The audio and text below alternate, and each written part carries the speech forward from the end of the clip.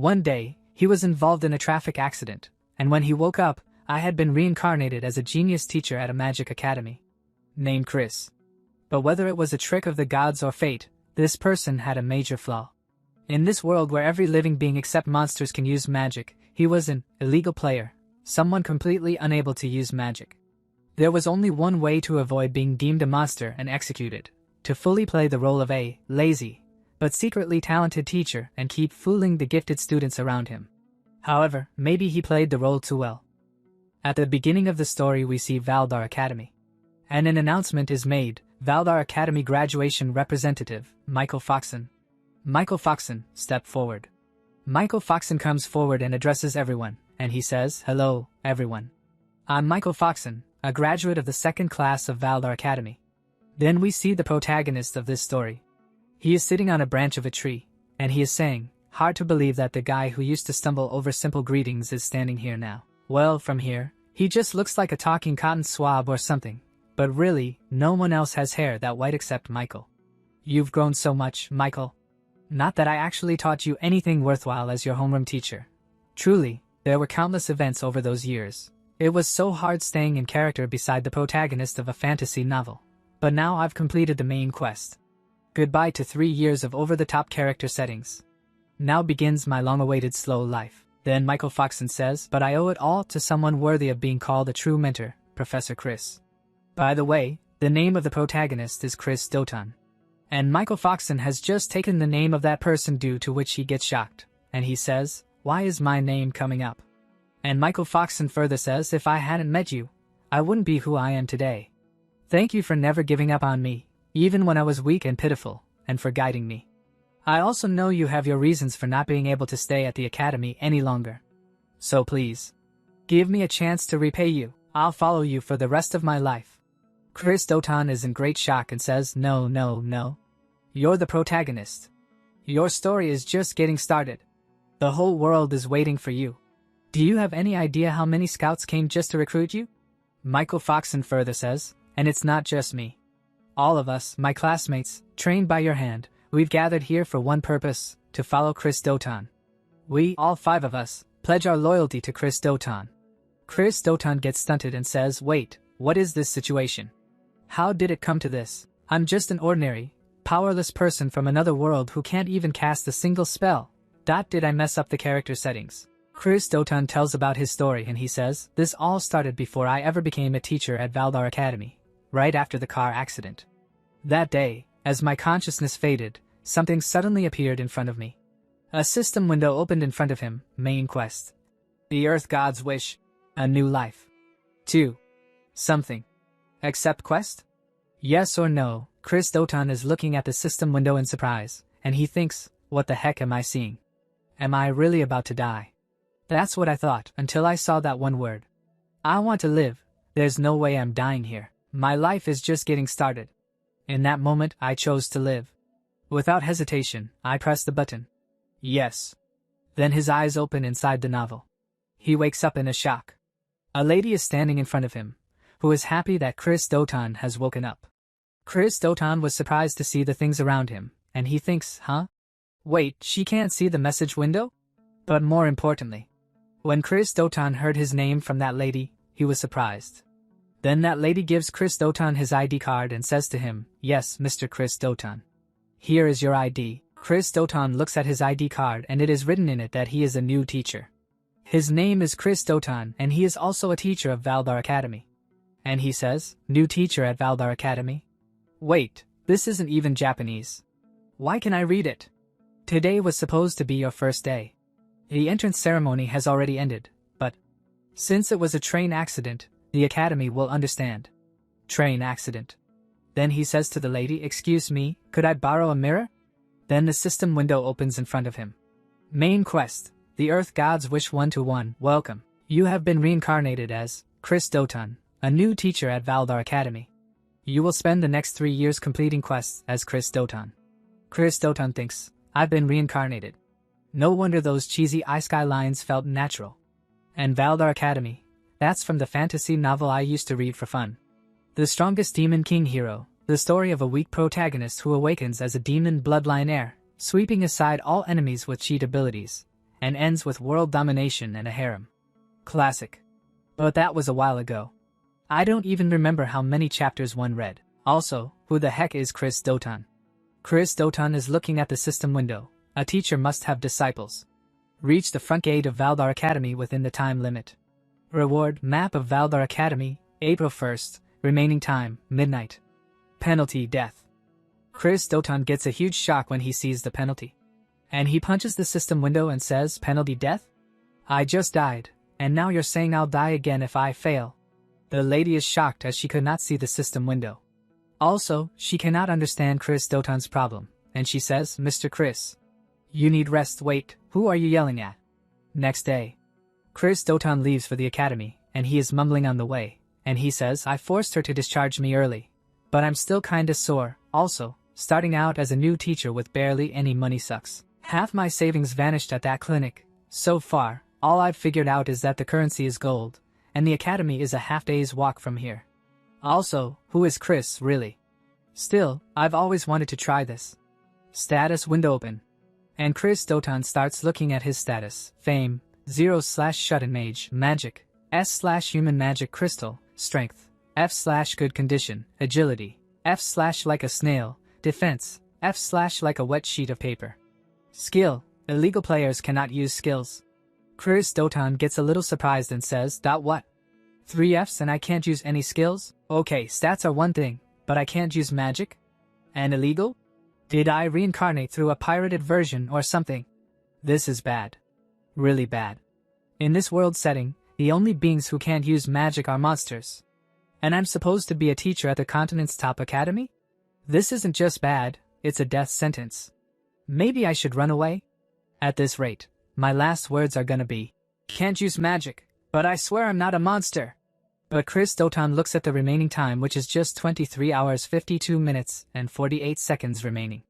And so he says, I get it. I don't have time for this. This is my second chance at life. The one bit of luck. My fame is listed as shut-in mage, and I do have experience. I once got reported in an online game for too realistic role-playing. That just means it was good. So, I'll play this as the mysterious, super powerful mage who never shows her true strength. For 3 years, I will survive by pretending I'm the real deal. Then we see the gate of the Welder Academy. A statue in the form of a monster key is guarding the gate, but he is getting very bored, and he thinks the entrance ceremony was a week ago, so no one's around. Then he feels something dangerous, due to which the stone statue starts sweating. When he looks ahead, he feels a dangerous aura which is coming from our protagonist. And he gets scared and he thinks, who's this guy? What immense magical power. Must be a teacher. I heard the new teacher got into a train accident. It's only natural for academy teachers to have monstrous power, but no. This is far beyond that. That scar on the forehead. Hair black as a wild beast's mane. Skin pale as moonlight, eyes sunken like midnight. This is death. Death itself, in human form. Those red-black eyes have seen countless ends. There's a void behind him, a heavy emptiness. Chris Doton stops in front of the monster and says to him, to post a mere pebble like me at the gate. It's a disgrace to the academy. The monster was scared. But still he says to the protagonist, you there, state your name and purpose. The protagonist smiles and says, new teacher. Chris Doton. Now open the gate. Then Chris Doton goes inside the academy. But he was very scared inside. And he says, phew, that was close. I seriously thought that was the end of me. Well, at least I made it on time. But hey, this character setup is actually kind of cool. I'll call it the totally unmotivated ultimate teacher. A deadbeat who naps in front of his students instead of teaching, but in truth, a battle-hardened, overwhelmingly powerful warrior. The kind of person who guides the protagonist with sharp, insightful advice. In his past, Chris lost someone dear to him because of his own mistake. He hit rock bottom, until the headmaster of the academy appeared before him. That's how he ended up reluctantly coming here. The most important part of this backstory? He's traumatized and refuses to take on a disciple again. But he's also arrogant, believing weaknesses like you all aren't even worth teaching. If you want to see my magic, then get stronger first. This could work. Chris Doton is so engrossed in his thoughts that he does not even realize that blood is coming out from his wound. And seeing his blood, he gets surprised and says, don't tell me. Did the wound reopen from the accident? The moment I saw the blood, a wave of pain and dizziness hit me. Then only the system window opens in front of him again. Quest complete, you received Valdar Academy map for /1 as a reward. Chris Doton gets angry and shouts, is this a joke? Forget the map, give me something to heal myself. And with this setting, I can't even run to the infirmary. Then only a student comes behind Chris Doton and asks him if he is alright. Chris Doton turns back and looks at the student, and the student further says, you're bleeding from the forehead. Looks like you're hurt. Looking at the student, Chris Doton thinks, that crest covering his cheek. This boy has a cursed power. He's the protagonist of this story, Michael Foxon. He hasn't awakened yet, so his hair is still brown. Nervous and awkward, not a trace of the cheat level power he'll have later. Still, I can't let my guard down. Stick to the plan. Be the totally unmotivated ultimate teacher. Then Chris Doton says to Michael Foxon, why are you here? Class 1's still in session, isn't it? What's a new student doing here? Michael Foxon gets a little nervous, but he says, I couldn't keep up with class, so the teacher told me not to come to the training grounds anymore. Chris Doton thinks, can't blame them. Right now, all Michael can probably manage is a basic fireball. The gap in skill between him and the others is obvious. Still, there's no excuse for a teacher to treat a student like that. Chris Doton says, what a jerk. Michael Foxon gets scared after hearing this. He thinks that the protagonist used all this for him. So, his eyes get moist, and he says sorry to Chris Doton. But Chris Doton is shocked and he thinks, well, I wasn't even talking to you. Wait, are you crying? Then Chris Doton says to him, ugh, this is a hassle. What class are you in? At the same time he thinks, this is bad, I need to get him back to his classroom, fast. Then again the system window opens in front of him, main quest. The Earth Gods wish 2-1. Today is your thrilling first day. As the new homeroom teacher for Class X, reach the classroom on time and conduct your first lesson. Reward, Valdar Academy map, for halves, monkey keychain penalty. Death time remaining, 9 minutes and 48 seconds. Chris Doton thinks, even with a map, it's not like I know where to go. And based on everything so far, this has got to be my class. Michael Foxon fearfully says, I am in Class X. Please spare my life. Chris Doton says to him, lead the way. And Michael Foxon fearfully says yes. And Chris Doton looks at him with sharp eyes and he says, did I stutter? I said lead the way. And now Michael Foxon gets very scared. After some time, Chris Doton has lifted Michael Foxon in his lap and he is taking him to Class 5. Then he reaches the class and puts Michael Foxon down. Michael Foxon is very scared. And there are 2 students in front of him, and they both say, whoa, Michael, don't freak out. Could you enter a room quietly for once? Geez, always trying to stand out. Just sit already. Just then Chris Doton enters the class. And then all the students feel something weird and everyone becomes silent. It seems as if silence has taken over the whole classroom. Then the protagonist goes to the front desk and he says to everyone that every last one of them is trash. This is the bunch I have to teach and guide. Valdar, have you lost your mind? Then the students start talking. Wait. Valdar? Is that the name of the headmaster? Anyway, who is that guy? He's bleeding from his head. Then a student raises his hand and says, excuse me, but who are you? This area is off limits to unauthorized personnel. This student's name is Nika Tot. Class X's honor student. Seeing Nika Tot, Chris Doton thinks, alright, Nika. Michael's friend, if I remember. Then the protagonist tells his name as Chris Doton. And Nika Tot further says, ah. Right, you're the one who was late because of that accident. That's why you're bleeding. But Chris Doton asks him to be quiet. But he thinks, I just missed my timing, that's all.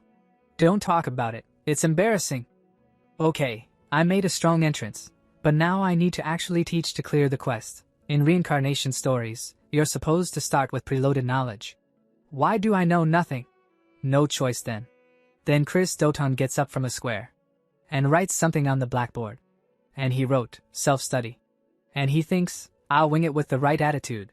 Michael Foxon gets surprised when he sees that Chris Doton is telling them that now they will have to do self-study. And Chris Doton lies down comfortably on the chair and he starts sleeping. At the same time he thinks, this is so pathetic it's embarrassing. But this is when I have to be bold. Act like you aren't even worth explaining things to.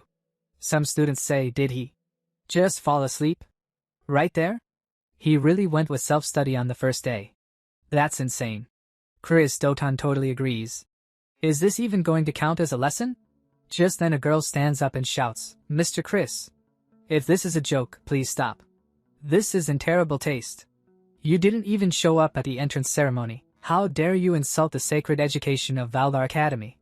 On hearing the girl's voice, Chris Dotan understands that her name is Angelina, who is a possible heroine candidate.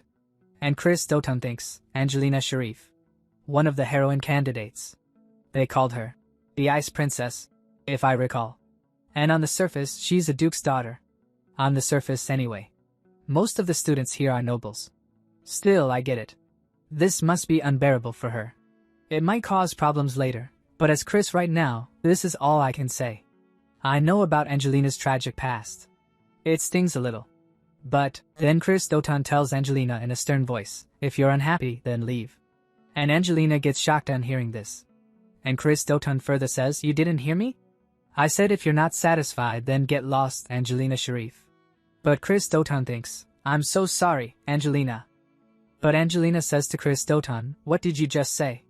So Chris Dotan says, "Don't make me repeat myself. If you don't like my class, get out." But he thinks, "Sorry, Angelina.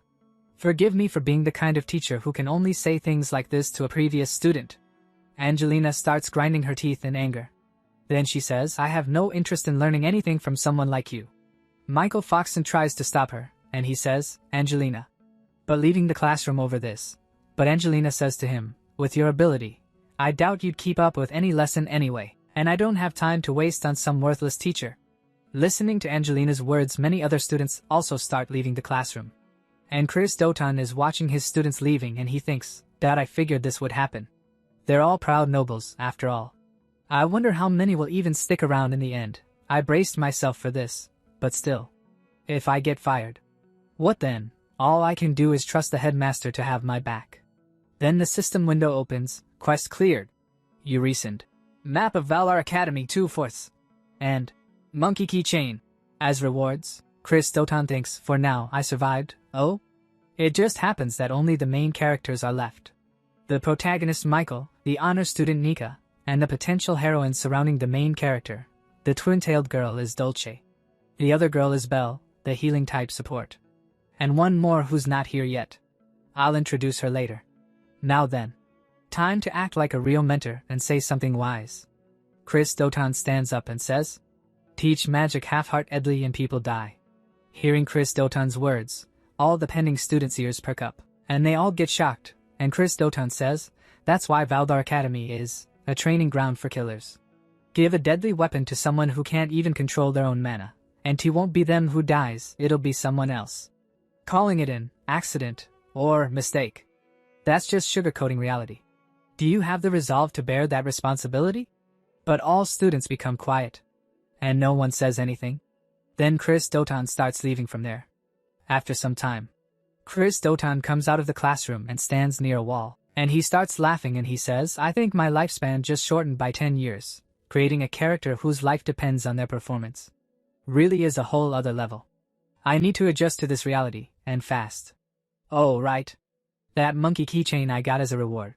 What is this?" Chris Dotan has a small monkey keychain in his hand, and Chris Dotan is happy seeing it, and he says, "What the heck?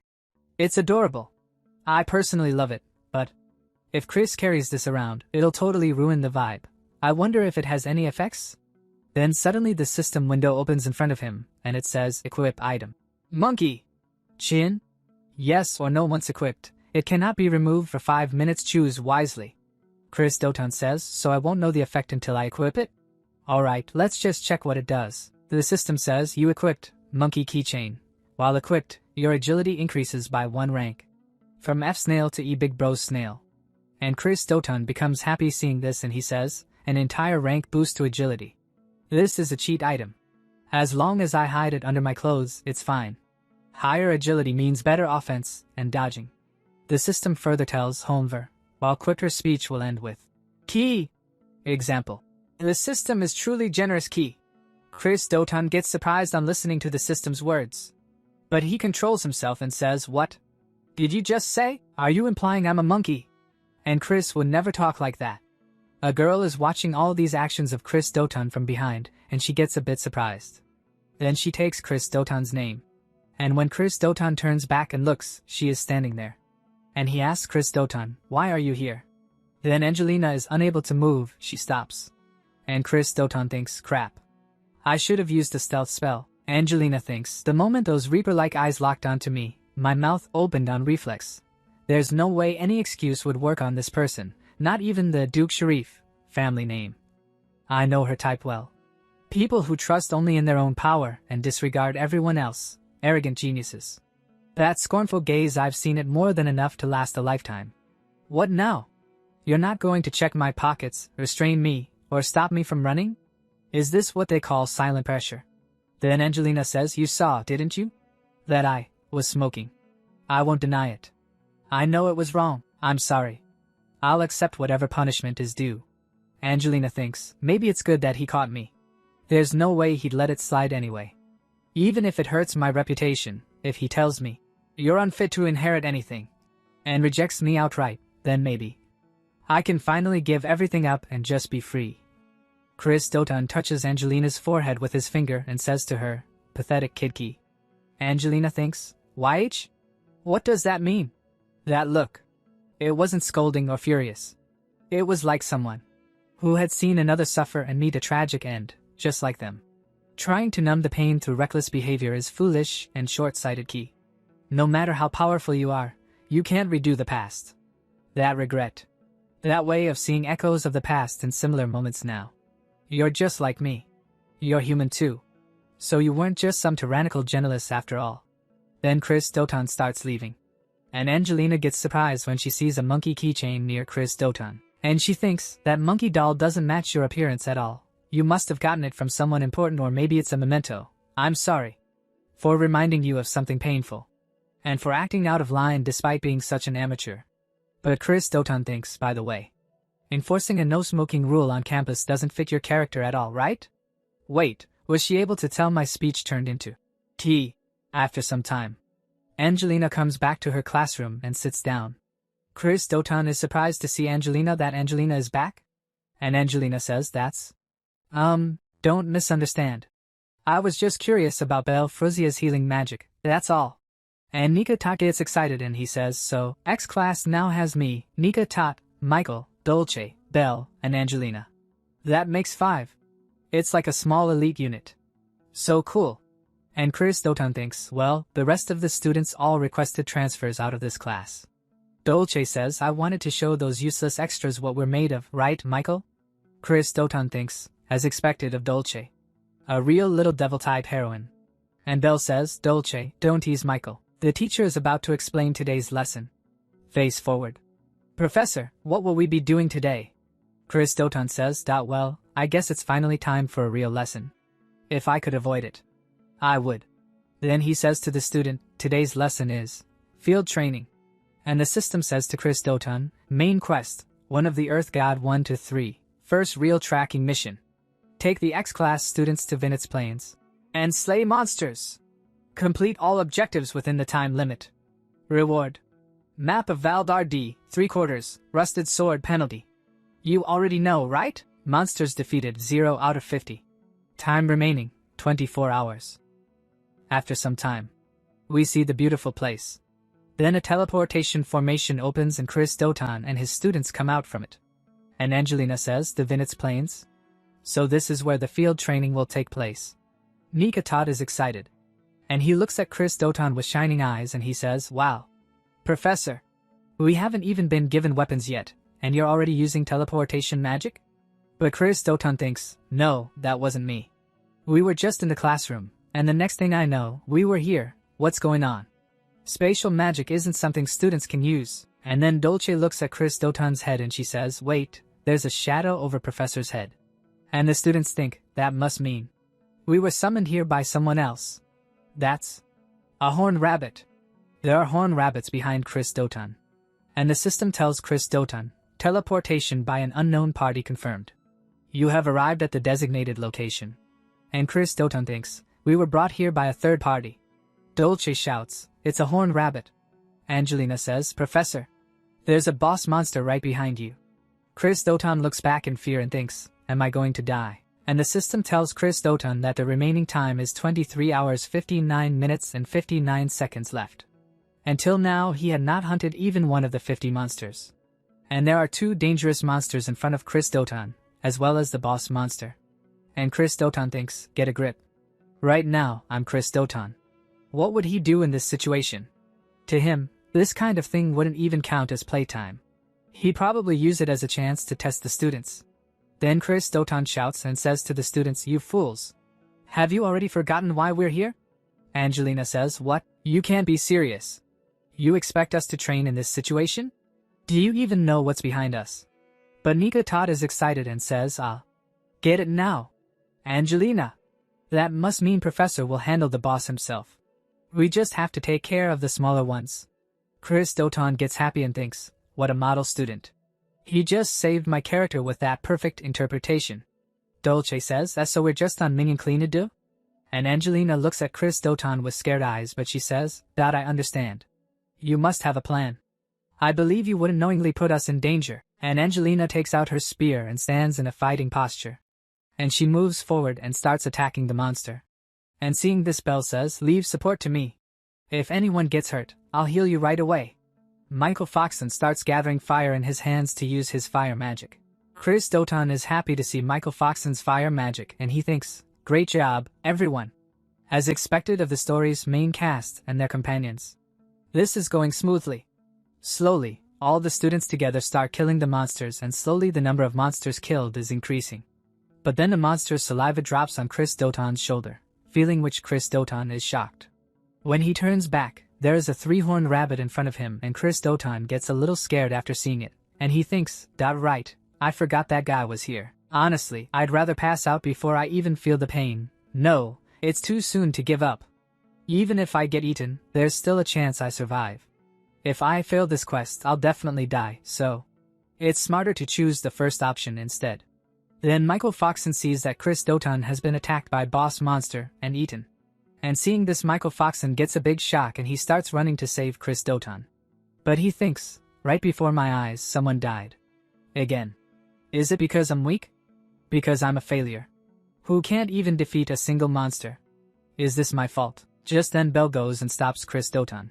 And tries to make him understand. But Michael Foxon says, let go of me, Belle.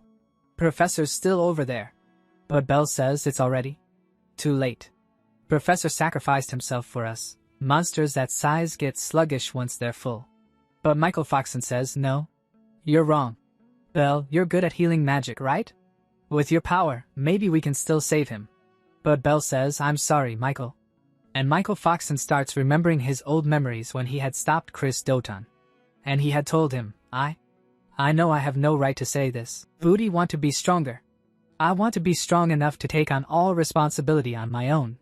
If I can do that, I'll do whatever it takes. Michael Foxon thinks, he's going to laugh at me again, right? Then Chris Doton smiles and he had told Michael Foxon at that time, you will become strong, Michael. Michael Foxon remembers all these things and says, he was the only one who ever said that to me. No one else ever believed in Dolce shouts, let's just fight our way out of here ourselves. It'd be faster than waiting around, and Michael Foxon thinks, that's why I want to give everything I have today. People like all of you are what it means to be strong. I'm just a burden. I should have been the one eaten instead. Michael Foxon is lost in his own thoughts, and is not listening to Belle's words. Tears are falling from his eyes and he is thinking, it wasn't Professor or Mom who should have died. Then the demon inside him says, it should have been. You want power, don't you, Michael? Then take my hand. Let us become one. It was me.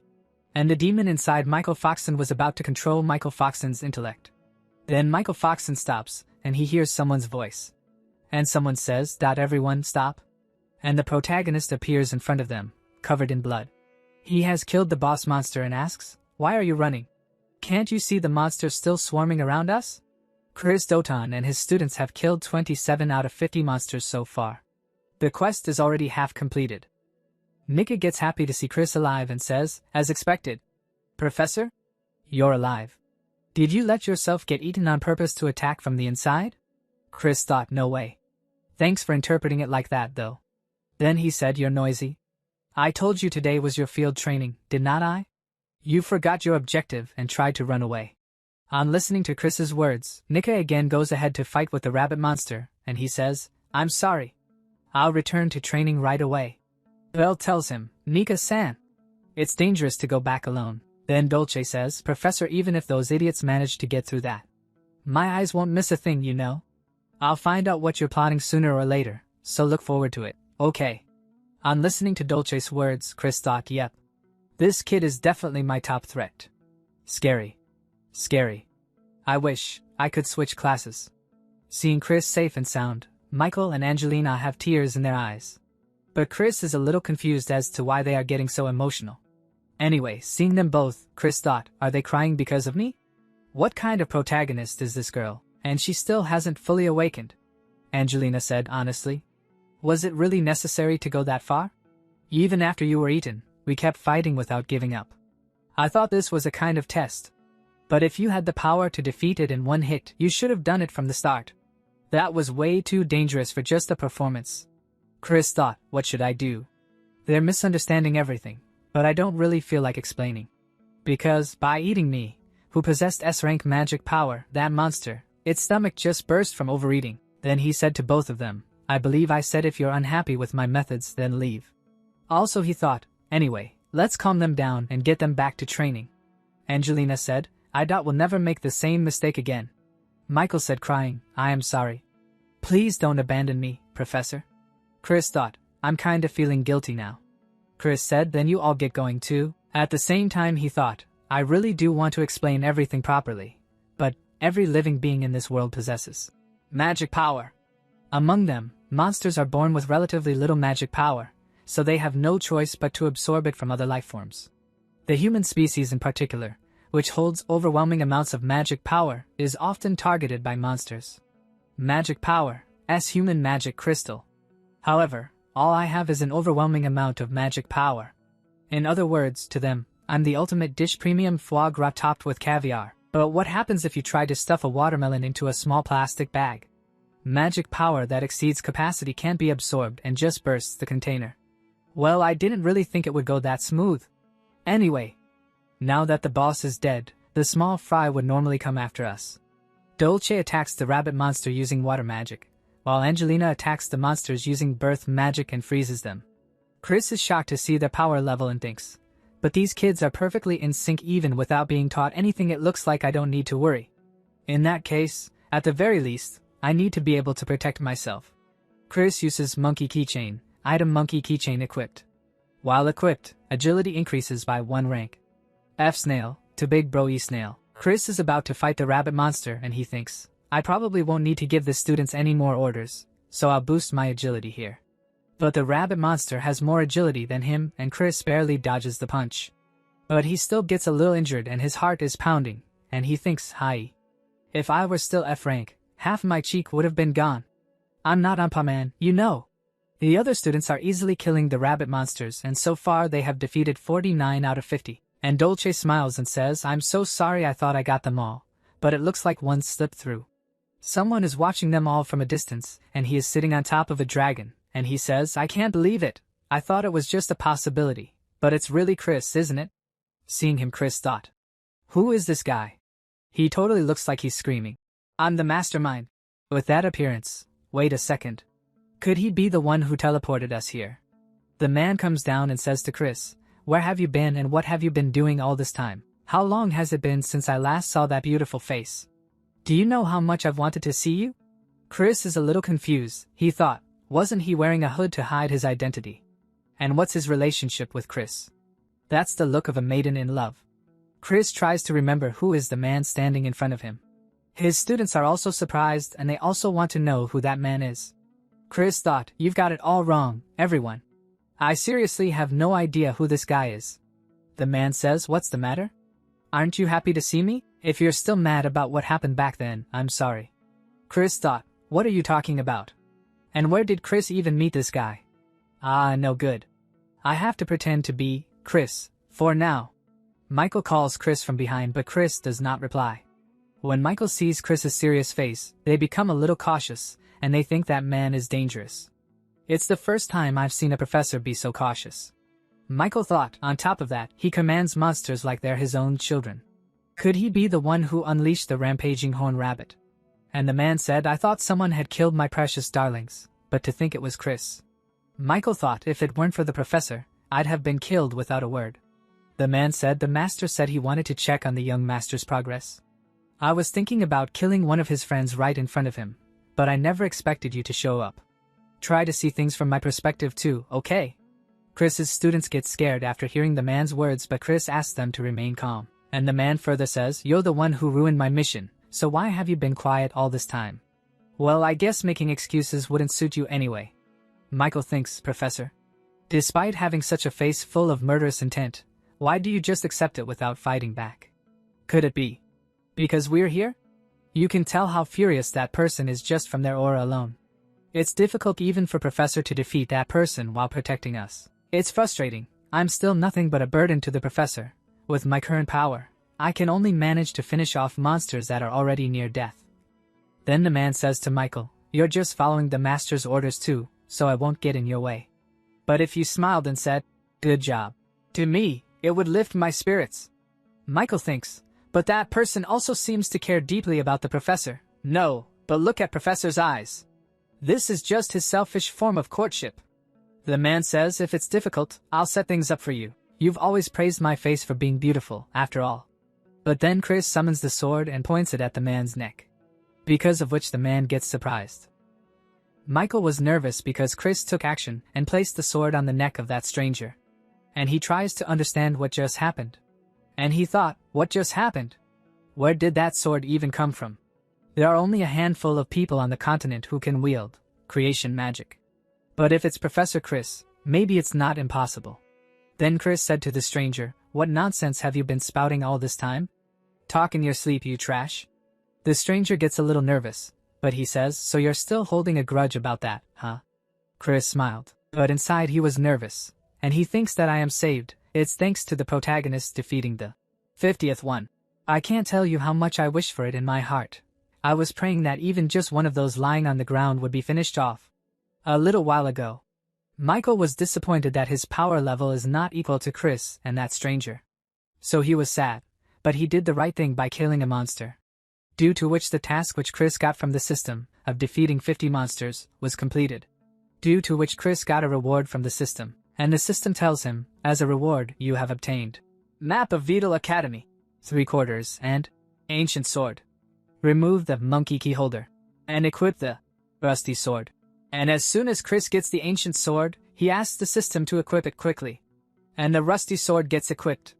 That is why Chris had the rusty sword in his hand, and he placed the sword on the throat of that stranger. And the system tells him about the rusty sword, which can cut through most things. Usable durability, 3/3. Chris says thanks to Michael, and he thought, thanks to him, I somehow managed to protect both my life and my dignity. Well done, Michael. Then the stranger said to Chris, "Doesn't seem like you're in the mood to talk today, so I'll come back another time. If you ever need help, you can always contact me through the master." But Chris said to him in harsh words, "If you don't want your mouth torn open, then disappear already." But he thought, I'm really glad you quietly backed off. Then the stranger goes away from there. After he left, Michael looked at the students, and all the students were scared. Dolce said, "Man, I seriously couldn't even breathe. I ran out of mana." Michael asked if she is okay, but Chris does not answer him. He tells Angelina, "Send a messenger to the Angelina Academy. Tell them we need a carriage for our return." Angelina said, "Understood. In that case, I wish we had called for reinforcements sooner." But Dolce said, if only the teacher used spatial magic, it would have been over in a flash. Chris did not answer Dolce's question. Instead, Michael said, "Miss Dolce is just tired, and maybe she wants some time to think about things." Hearing Michael's answer, tears came in Chris's eyes, and he thought, I'm really glad you were here today, Michael. Then, all members of Class X returned safely. The next day, Chris is completing his daily routine, but he thought, starting off hard, What kind of life has Chris lived up to now? I thought about it on the way back. That bandage guy is probably the character named Maria. But there aren't many who can create chimeras or control monsters. There was no visual description of them in the original story. Being followed by someone that obviously shady, I can only sense trouble coming. What Chris had thought happens exactly like that. There is a man in front of him, seeing whom Chris is confused. By the way, this character's name is Eugene, who is the homeroom teacher of Class Y. And he said hello to Chris and said, "You haven't had lunch yet, right?" I did not see you in the cafeteria. Chris thought, looking at Eugene. Alright. Him too. What happened during this field training was so abnormal that the students of Class X were summoned immediately by the principal. However, for some reason, the principal's decision was to reinforce the defense magic circle and to impose a gag order regarding the incident. And also, one person was assigned to monitor me. It's this narrow-eyed teacher. The principal probably realized the person who approached me was part of the Demon Lord's army. And since there's a chance I'm colluding with them, he assigned this guy to watch me. Over a decade ago, the Demon King was defeated by the Holy Emperor and is believed to have vanished from this world. But just like in every fantasy cliché, he's been lurking in the shadows, scheming his resurrection. The protagonist holds himself back and takes revenge on them. That's the premise behind the strongest Demon King hero in this story. I'm in a tricky position, caught between the principal, who's on the Holy Emperor's side, and the Demon Lord's army. If I get on this guy's radar, I'm seriously screwed. Eugene asked Chris, "What do you say? Want to have lunch together?" But Chris said, "You've been babbling nonstop. You're such an eyesore, so disappear already." Eugene said, "I see. Was my voice too loud? Then, how about this volume? I actually get told a lot that I have a nice voice." Seeing Eugene's weird antics, Chris gets very angry inside, but he controls his anger and thinks, is this guy a pervert too? Everyone around me likes this or what? And Chris said to Eugene in harsh words, "I said shut that mouth of yours." But Eugene laughed at Chris's words and said, "Well, that would be difficult." "Well, that would be but if you were to cover them with your own hands, teacher." Chris said, "Shove your own fist in your mouth."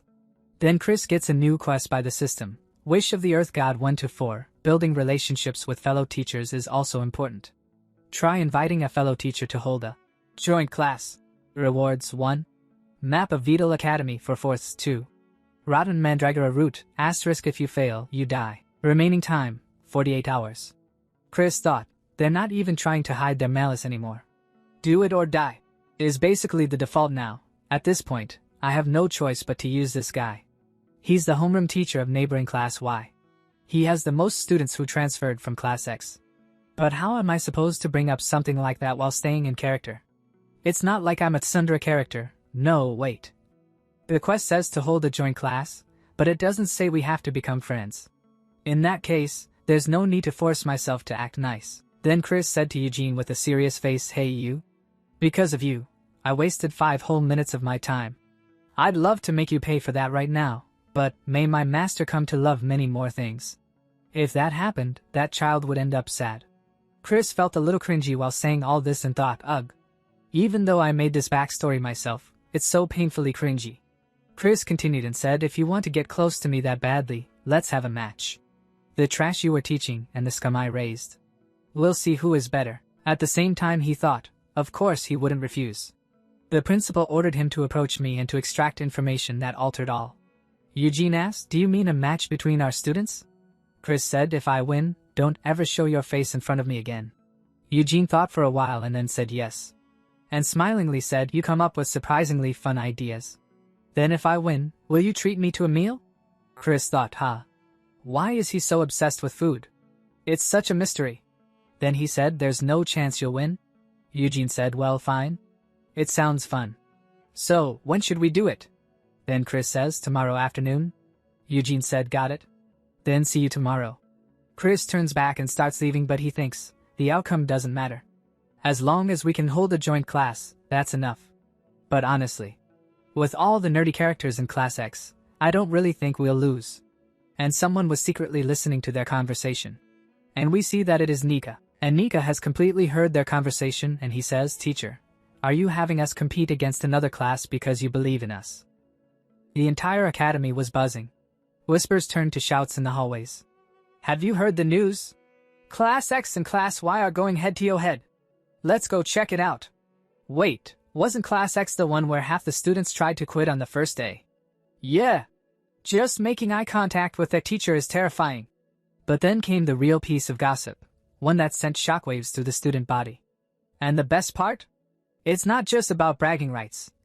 Professor Eugene's date is on the line. Meanwhile, Nika Top burst into his classroom like a whirlwind, flinging the door open with a dramatic crash. "Everyone! Are you all here already?" Inside, his 4 closest classmates looked up in surprise. Dolce, lounging lazily at her desk, yawned. You called this an emergency, so I came. What's going on? Angelina, twirling her ice blue hair with a smirk, sighed. I've got dinner plans, so this better be quick. Nika grinned. I'm sure you've already heard, we're going up against Class Y. Angelina shrugged. Yeah, teacher said she'd explain it again, but there's gotta be more to it than that, right? Nika leaned in, voice lowering conspiratorially. Bet you didn't hear this part. If we lose, Professor Eugene gets to go on a date. The room fell silent. Wide eyes. Jaws dropped. Wait, what? Dolce choked. Angelina laughed in disbelief. Haha, wait, are you serious? You sure you didn't mishear or just imagined it? Nika crossed his arms, puffing out his chest. I'm a tot. And tots don't lie. I overheard them myself. They were talking about it. Michael, usually quiet, perked up. A date? With our teacher? Dolce added with a teasing grin. I mean, technically eating out with someone of the opposite sex is a date, right? But this is the first time anyone's heard anything like that about Professor Eugene. Angelina mused aloud. True. I always figured he was more of a lone wolf. Nika slammed his fist into his palm. And then Professor Chris totally snapped, said if Class X wins, don't ever show your face again. That means Professor Eugene believes in us. We gotta go all out and make him proud. So basically, we can't lose, understood? Michael's eyes blazed. Okay, I am curious about the date. But there's no way we're losing to Class Y. We can't let the professor down. Angelina laughed, watching Michael's fists start to spark. Whoa, your fists are literally sparking, calm down. Meanwhile, Professor Chris stood by the training grounds, watching students gather.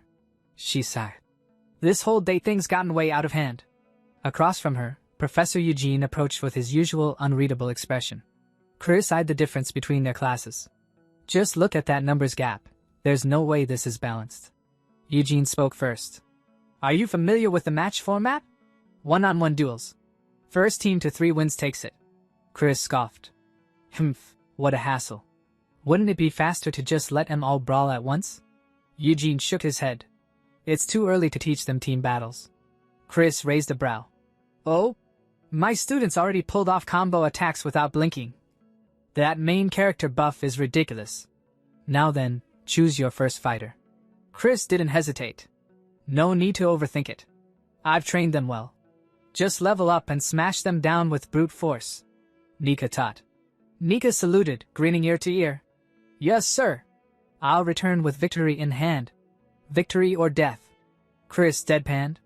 You don't have to go that far, it's just a match. At the arena, the referee raised a hand. First match, Nika Tot vs Serena Gale.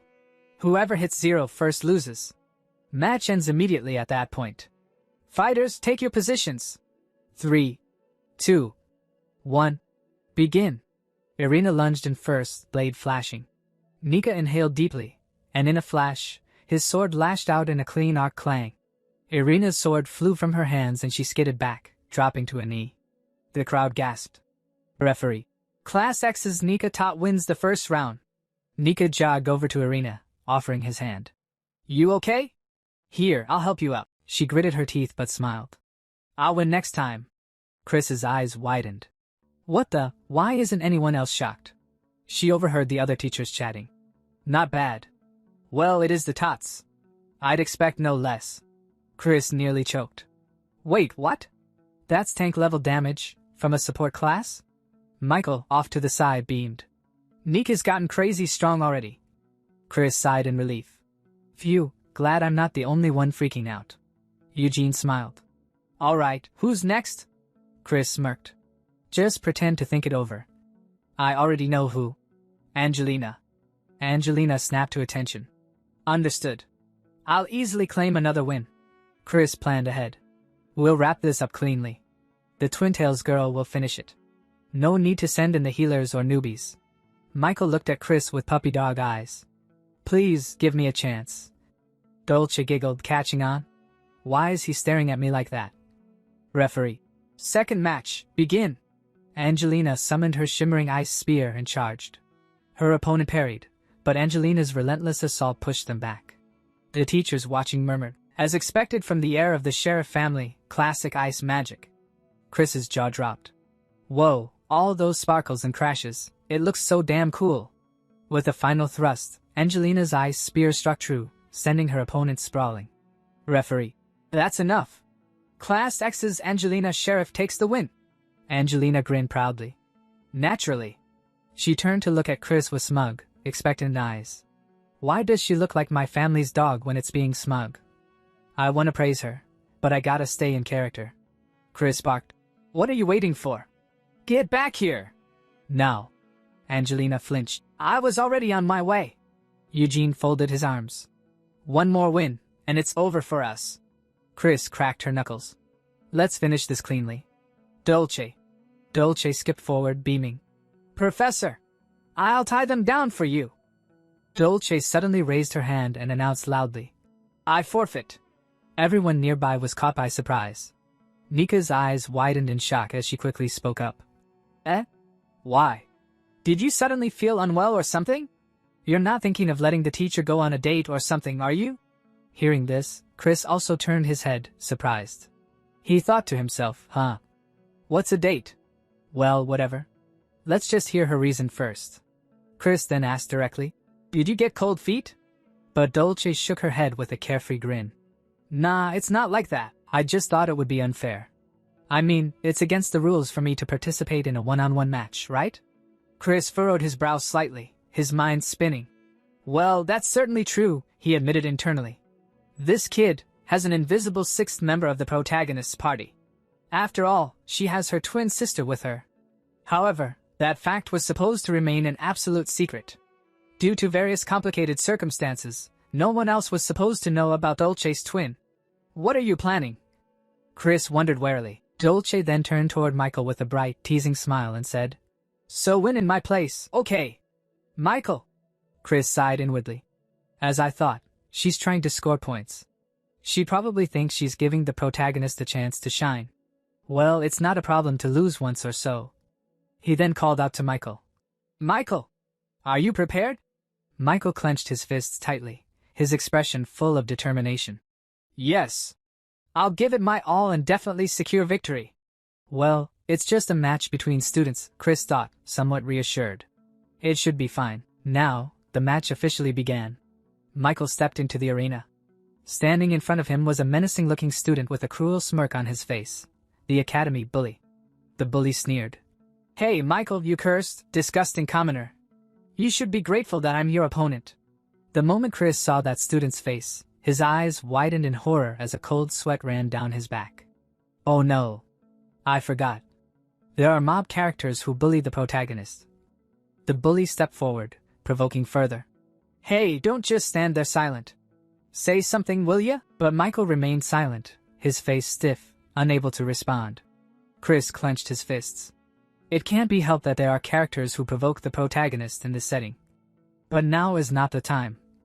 The bully, sensing Michael's hesitation, grinned maliciously and delivered a cruel, unforgivable blow. How does it feel to come to the academy after killing your mother, you piece of trash? Michael's entire body tensed, his expression twisted in pain and anger. A sharp headache struck him. Don't say that, he managed through gritted teeth. Chris's nerves were on edge. It wasn't just his magic power that increased after that incomplete awakening the other day. That was something different from an awakening. A concerned teacher nearby leaned in and asked, What's wrong? Are you okay, kid? Michael gritted his teeth harder, glaring at the bully. No good. Quickly run away, he warned in a strained voice. Seeing Michael's condition rapidly deteriorating, Chris's heart pounded. That's a sign of going berserk. But the foolish bully ignored him and scoffed. Huh? What are you saying? Just stay still. I'll take you down in one hit. Chris could feel his nerves fraying. This is bad. Now's not the time to worry about character roles. Without hesitation, he shouted loudly to the entire arena. Match cancelled. But it was too late.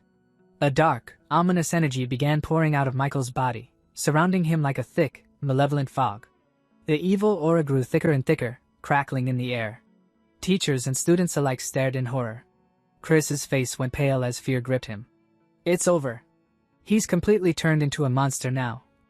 The sinister, demonic presence around Michael intensified.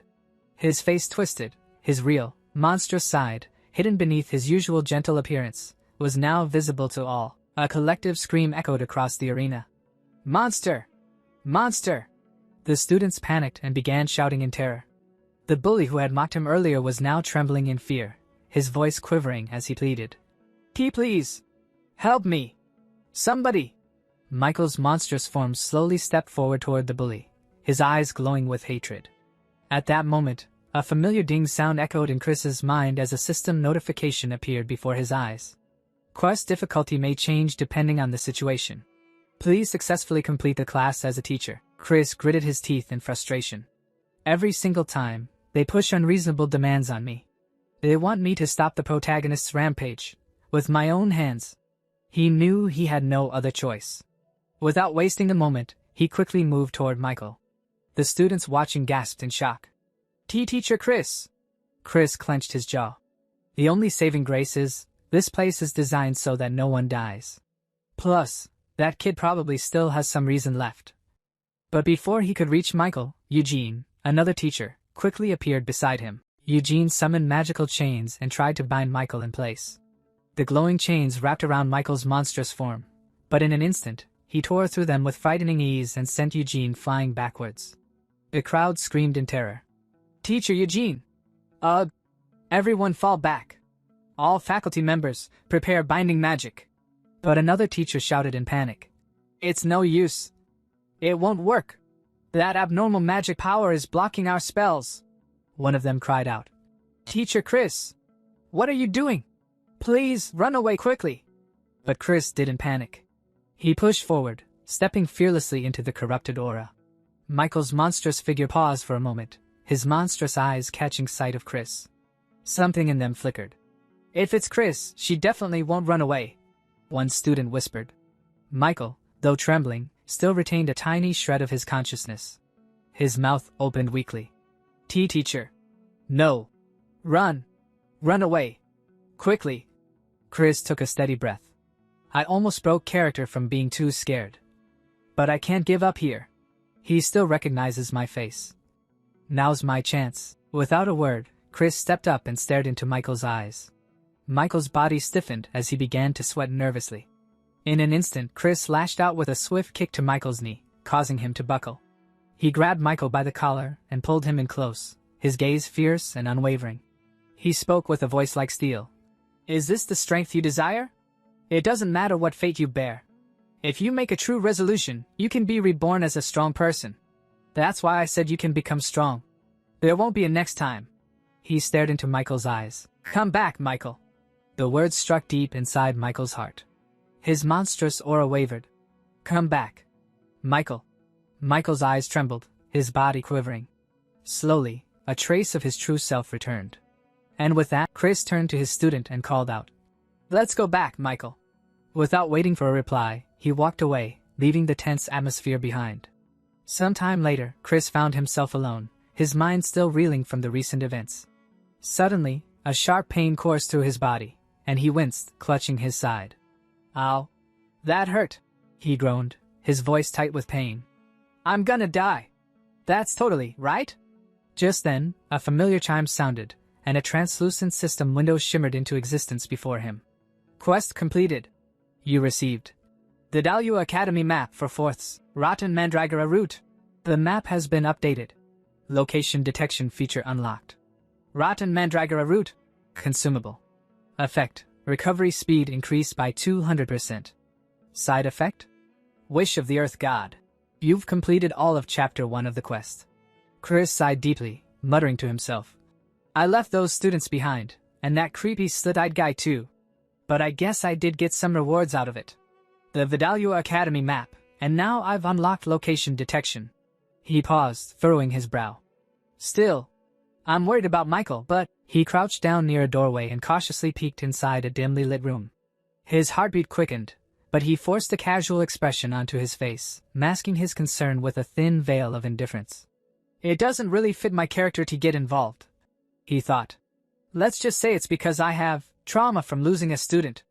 As he steeled himself to leave, a calm voice echoed from inside the room, startling him. I knew you'd come, the voice said warmly. You really are a kind person. Please come in.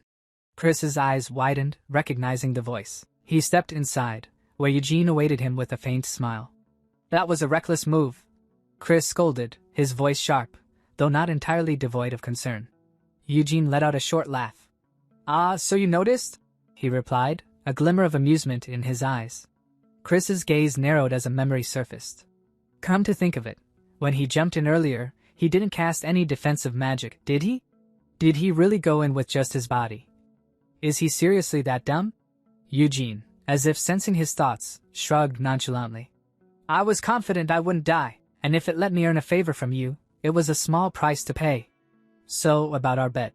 Eugene continued, his grin widening. Technically, Class X has more wins. Chris shot him a deadpan stare. Obviously you lose. Eugene feigned contemplation for a moment, then burst into laughter. Then how about this? I'll treat you to celebrate your win, Professor. Chris folded his arms. Aren't you forgetting the conditions of the bet? Eugene winked. Well, I hit my head, so I might have forgotten. With a scoff of disbelief, Chris turned to leave. I'm done with you. Behind him, Eugene called out cheerfully. It's a personal invitation, so contact me anytime. Once outside, Chris let out a long, exhausted sigh. What the hell is going on? Was this a dating sim or something? How did it come to this? Before he could gather his thoughts, the system window popped up again with a crisp chime. From Chapter 2 onward, the route will branch based on player choices. Tap a choice to view route details. Route 1, Demon King. Route 2, Holy Emperor. Route 3, none of the choices. Chris squinted at the screen. What kind of choices are these? And why is there a tiny heart icon on the side? He tapped the explanation button. Demon King route. You've infiltrated Vidalua Academy as a spy for the Demon King. Your mission is to recruit Michael Foxton to the Demon King's side and conquer the world. Characters on the Demon King's side will be friendly. Characters on the Holy Emperor's side will be hostile. Chris grimaced. Turning the protagonist into a demon army member, huh? He switched to the next explanation. Holy Emperor route. You've betrayed the Demon King and decided to raise new talent at Vidalua Academy. Your mission is to make Michael Foxton swear loyalty to the Holy Emperor and stop the Demon King's resurrection. Characters on the Demon King's side will be hostile, characters on the Holy Emperor's side will be friendly. So you raise Michael as a Holy Knight instead, Chris muttered. Then came the final option, none of the choices. Seriously? Indecisiveness gets you hated, you know? Not recommended for the incompetent. Characters on both the Demon King and Holy Emperor sides will be hostile. Chris sighed, rubbing his temples. So I have to pick a side? Well, yeah, it's safer to belong to a group if you want to survive, but if I choose the Holy Emperor route, I'll have to deal with fanatics like Maria. And if I pick the Demon King route, that perverted slit-eye will turn against me, right? I hate both of them. After a long pause, Chris jabbed his finger at the final option. Guess there's only one choice. Route selected. Good luck. No turning back now. Chris drew in a deep breath and thought to himself, I don't regret this choice. The flap of a butterfly's wings can sometimes stir up a storm. Wait, just a sec. I'm a legitimate main character, right? So why am I getting kicked out of my workplace? The next day arrived too soon. Professor Chris, a staff member called out. You're on leave starting tomorrow, right? The headmaster said you're taking a month-long break, so I'll be taking over Class X. Chris's eyes widened in disbelief. What did you say? A dreadful realization dawned on him. The reason they're suddenly forcing me on leave despite all my usual freewheeling. Holy Emperor side characters grow suspicious of you. Could this be because of the route I picked? A quick check of his status confirmed it. Route, none of the choices. Chris Doetin. Fame 10. Rumor. A suspicious person. He let out a sigh. Well, it did say people would grow suspicious. But the other routes came with way more risk. Besides, Chris is supposed to be the kind of character you can never tell what he's thinking. Didn't think I'd get kicked out though. The Demon King route is out of the question, and the wording in the Holy Emperor route, swear loyalty, bothers me. Fanatics show up in the original story too, and there's no guarantee Michael won't become one. And thanks to this damn setting, I can't even beg them to let me undo it. Let's just treat this like a nice vacation. Then, another system notification appeared before him. Wish of the Earth God, 2-1. Did you know, it's almost time for Parent Observation Day? Chris paled. That's news to me. The system continued mercilessly. The students' parents are dying to know how their tuition money is being used. As a professor living off their money, It's your duty to make Class X's observation day a success. On failure, 72 hours 00 minutes. Chris clutched his head in horror. You've got to be kidding me. Elementary school? I mean, can I even teach a class that's presentable? No, more importantly, right now He stared blankly ahead. Becoming an NET. A determined look crossed his face. This isn't the time to be calling it a vacation. I will return to work within 72 hours. For the sake of my survival. A while later, Chris's students were all seated in their classroom. Michael, surprised, turned to Bella and asked, Master's on leave? Bella nodded and replied, Yes, it seems a temporary master will be assigned for now. I don't know the reason though. Dolce scoffed. He probably got fed up and bailed. Honestly, he was never the kind to be tied down by teaching. I bet he just got sick of us. Angelina glared at her and scolded. Stop it. It's cowardly to badmouth someone when they're not here. Michael grinned. Saying that with a face like yours isn't very convincing, princess. Angelina's eyes welled up, on the verge of tears. What's wrong with my face? She snapped. Bella tried to ease the tension. Maybe he just needed some rest, or perhaps something unavoidable happened. At that, Nika suddenly stood up. That's right. Master took responsibility for the recent incident. As soon as Nika blurted it out, Bella smacked him on the shoulder, forcing him back into his seat.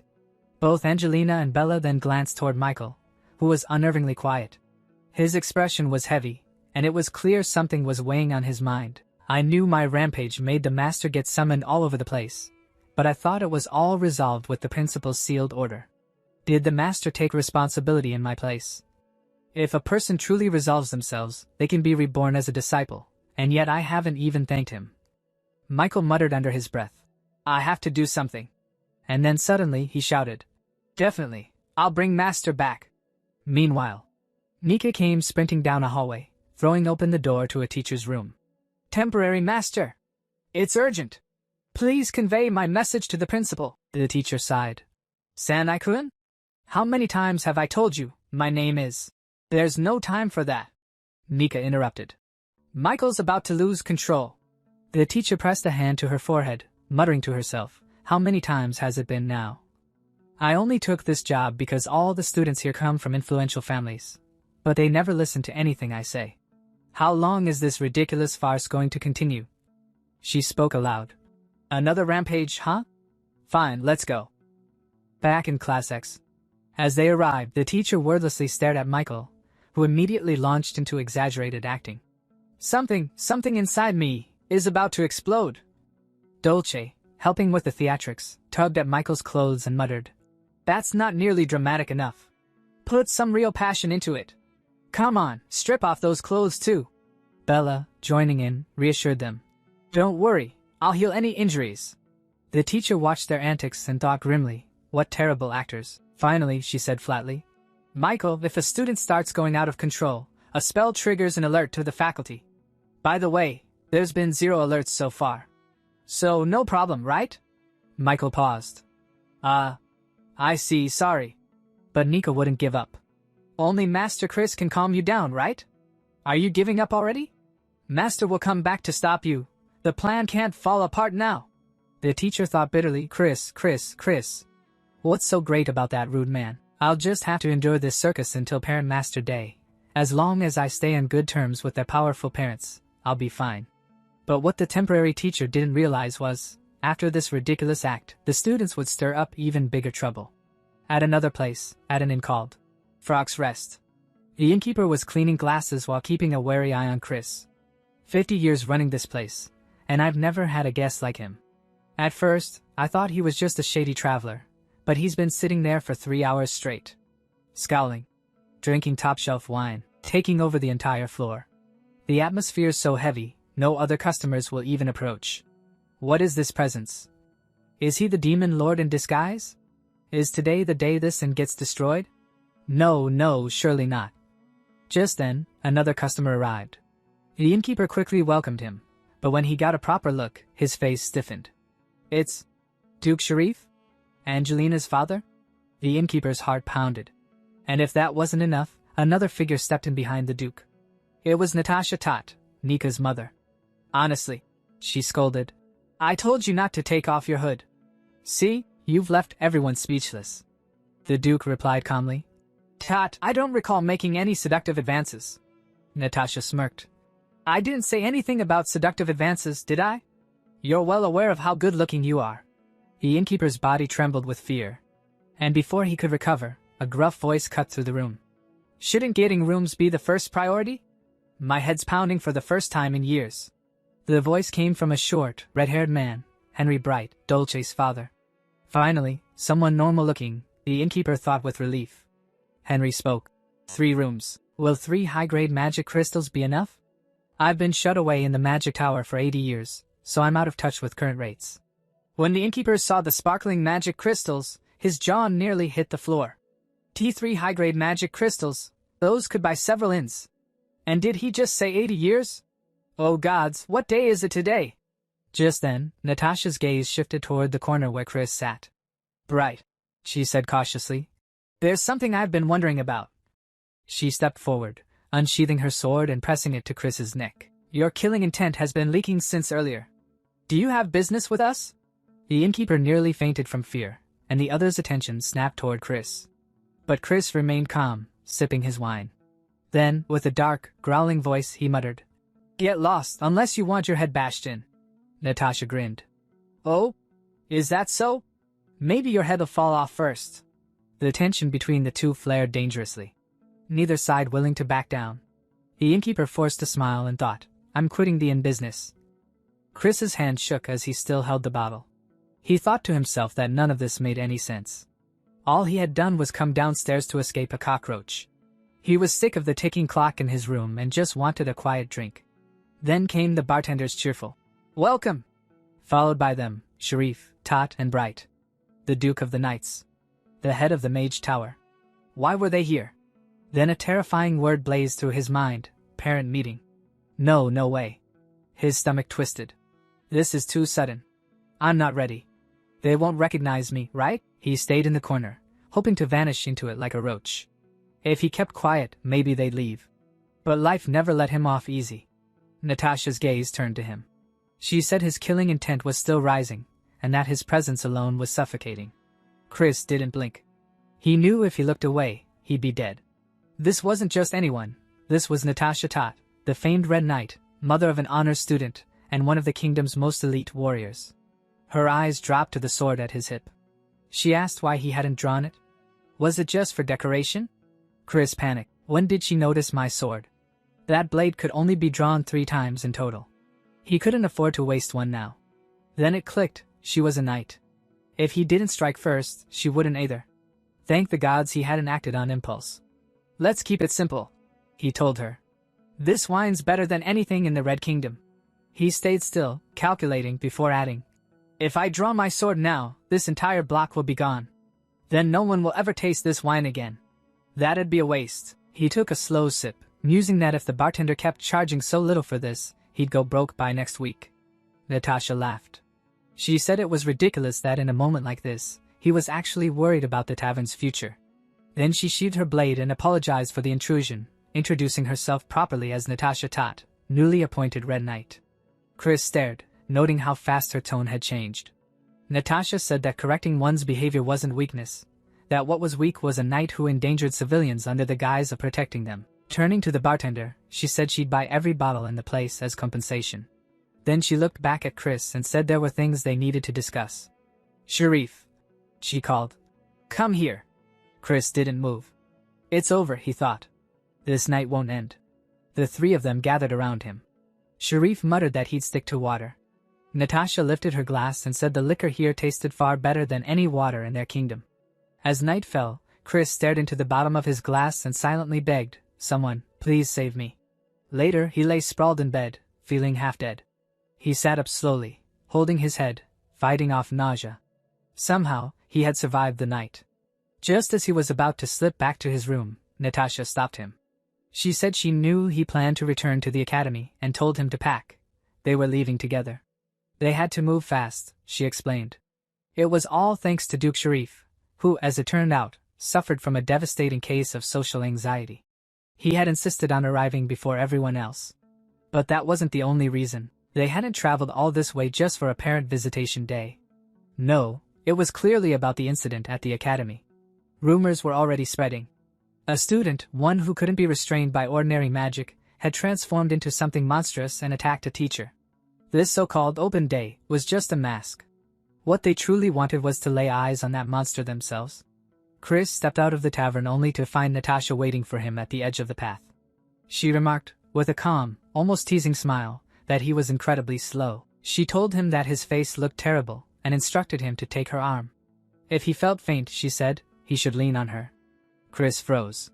Had his drunken act been too convincing? Then Duke Sharif stepped closer, and to Chris's horror, the man looked genuinely concerned for his well-being. A wave of dizziness hit him. This felt like he was being escorted. Rain began to fall in a soft drizzle. Henry called for them to pick up the pace, and Natasha, still cheerful, noted how chatting made time pass quickly. Chris gritted his teeth. He was pretty sure only she had been talking. As the academy gates came into view, something shot from the trees. Chris reacted instinctively, slipping on the wet ground. Natasha caught him effortlessly and asked if he was all right. Then, without hesitation, offered to carry him. Shouts rang out from the distance, students calling for their teacher. Chris hissed for silence, but before he could do anything, a beam of golden light sliced through the rain. Nika's longsword caught Natasha's arm mid-motion. Top family light magic, unmistakable. Chris stared, stunned. That young man, was that Nika? It couldn't be. Natasha blinked in surprise. She said she had mistaken the situation for an ambush, but judging by his reaction time, her son had grown. Nika, jaw tight and grip firm on his blade, demanded to know why his mother was abducting his teacher. Chris remained perfectly still, Natasha's arms still around him. This was it. His cover was completely blown. He must have assumed he'd been kidnapped. And worse, it seemed he wasn't the only one who had snuck onto campus early. The students ran toward him, shouting that it really was him, their teacher, Chris. Angelina's voice broke with relief as she said she'd always believed he hadn't been kidnapped. Chris sighed. As suspected, they clearly jumped the wall to get inside. He crossed his arms, tone sharp, and demanded an explanation. His eyes landed on Michael, who recoiled at the sound of his name. The boy clutched his collar tightly, eyes burning red as he cried out for his teacher. Rain streaked down the stone path as Michael stammered that he thought the professor had abandoned them. That was why they'd come, to apologize, to say thank you, to see him one last time. Chris tilted his head. This sounds like something out of a melodrama. Still, as he looked at the drenched, trembling student, something in him softened. These students were strange, yet they made him want to be better. He exhaled and muttered that they'd be nothing but trouble. Then he raised his chin and told them to return to the academy. Surprisingly, everything after that went smoothly. In the grand hall, noble parents chatted with careless familiarity. One waved for Lily and asked what horrors she'd put the professor through to make him vanish mid-semester. Another claimed Chris was the only teacher who could handle his granddaughter. A third declared that someone of his caliber was rare, even in their lineage. Chris realized that, whether through pressure or flattery, the parents had made his return official. Still, facing the silent classroom, he wondered what he was even supposed to teach. He wrote, "Independent study," on the board. Natasha lit up, saying how unique it was. Bright compared it to Eastern meditation practices. Chris glanced over the class, thinking at least those two were no longer an issue. They'd accepted him. But now, he had a different problem, Duke Sharif. The man lounged in the back, face serene. But Chris knew better. He was the one responsible for shaping Angelina into the Academy's perfect princess. A pale hand rose. Angelina asked if she could go to the bathroom. Chris nodded. She stood and immediately wobbled, hand flying to her mouth. Michael reached out to steady her. Duke Sharif narrowed his eyes and remarked that this was unusual. His Angelina didn't act like this. Chris shot up, muttering her name under his breath. She's taking it hard, maybe sneaking off to smoke again. He sighed and followed. Natasha called out, asking where he was going and if he was abandoning the guests. Chris replied curtly that class was over. There was nothing more to see. The doors closed behind the noble visitors. One muttered it was a letdown. Duke Sharif stood silent, while Bright simply said they should get a drink. Chris reached an ornate door. Muffled sounds leaked through, choked gasps and low groans. He paused, thinking that Angelina must have wanted privacy this badly just to hide herself here. Then a red light blinked on the wall. Dang. A translucent screen appeared, announcing the quest's completion and prompting him to choose a reward. Options scrolled: Frozen Warrior's Shield, Succubus Joy, Ultra-Popular Man's Cloak. Chris stared. These rewards are getting weirder. He picked whatever fit his character best and dismissed the screen. Right now, none of it mattered. He entered the room. Angelina crouched beside a desk, shoulders shaking, eyes wet with tears. Chris called her real name, Andante Sharif. Shocked, she looked up, stammering. Her voice broke as she wondered how he knew that name. Chris's expression hardened. So it was true. The novel's version of the truth filled his mind. Angelina was actually Andante, a boy whose development had been magically halted to impersonate his gifted younger sister after she disappeared. Chosen for his resemblance, and trained through cruelty and brainwashing, Andante had become the perfect Angelina. In the novel, the revelation shattered the fandom. He remembered the outrage in the comment threads. One user screaming the author had gone insane, another quitting, and a third grinning that secrets made characters even better. Andante Sharif, an illegitimate child of mediocre power, had been overlooked in favor of his sister. When she vanished, the Duke didn't search for her, he created her. Magic suppressed Andante's growth, and the trauma left deep scars. According to the story, he developed severe OCD and lived in constant pain. Andante sniffled and begged, saying that if her father found out, Chris would disappear like the others. Chris remembered with grim clarity that everyone who learned the truth about Andante was silenced by Duke Sharif. He straightened. "It's always the same with people like them," he said. "Do I look like someone you can mess with?" He grinned slightly, already forming a plan. The Sharifs were one of the few families who remained neutral, either siding with the Demon King nor the Holy Emperor. That aligned perfectly with his own position. But if he wanted to survive, he needed insurance. He looked at Andante and said the name firmly and clearly. Andante flinched and begged him to call her Angelina. Chris overrode her gently but firmly. He said that Andante would lead Class 10 to victory in the school tournament. That was the deal. Getting them indebted to him would be the fastest way to win. He had read the novel. He knew how to use that knowledge. In return, he promised to find the missing sister. Andante gasped. Chris added that, of course, he'd also free the princess trapped inside this charade. A chime rang out. A panel materialized in the air. Main quest: Earth Gods Request 2-2. Objective: lead Class 10 to victory in the Academy tournament. Reward: 1 lucky chance. Failure: death. Time remaining: 14 days. Chris narrowed his eyes. It was time to win the prize from the Academy's internal championship, the first semester tournament. Traditionally, each grade competed separately. The Eye of Flame, embedded with a single red magic crystal, was the symbol of victory. Chris's gaze hardened. That crystal, he needed it to find the real Angelina. Winning should have been simple, but there was a problem. Turning to his class, he reminded them that everyone already knew the first semester exam was a tournament. Then, slamming both palms on the desk, he announced in disbelief that this time, all grades would be competing together. "If it were easy," he said flatly, "it wouldn't be a real challenge." He remembered the promise he made to Duke Sharif during the parent meeting. "If they win the elimination matches, I'll find Angelina for you." But there had been a condition: the Duke had to free Andante. He could still recall the Duke's doubt: "Can I trust you?" His own reply echoed in his mind: "I never make promises I don't intend to keep." Outwardly, Chris was calm. Inwardly, that calm had already shattered. He had assumed they'd only face opponents from their own year. That assumption was gone now. Na spoke up honestly, saying that while he had some skill, defeating upperclassmen was unrealistic. Michael, however, clenched his fists and declared that they would give everything, if it meant fulfilling their teacher's wish. Chris's voice was resolute. "There's no turning back." Angelina followed with equal resolve. "Then we win. There's no other choice." From a distance, Chris watched in silence. He could see how desperate Andante was, pushing himself because of what was at stake. Yet one question haunted him: could he really turn these students into champions in such little time? He frowned. Something felt wrong. Around this time, Dolce should have been her usual annoying self, but she'd been silent. Nika noticed too and called out to her, asking her to calm Angelina down. When no response came, he asked if she was feeling unwell. Then Dolce finally spoke. Her voice trembled as she said that every year, around this season, a ghost appeared at the academy. Nika furrowed his brow. "What are you talking about?" Dolce continued, saying there were stories of students who had died during past tournaments. Chris's expression darkened. Damn it. If Dolce was talking about ghosts, that could only mean one thing: the twins were in danger. The sky turned gray and heavy. Days later, the training field stood drenched in rain, statues cold and silent beneath the storm. Nika collapsed to his knees, gasping for breath. "I can't. I need a break." Angelina's voice was sharp and frozen. "You haven't even reached 1,000 repetitions." Belle groaned. "This training's insane, and Dolce hasn't even shown up for days."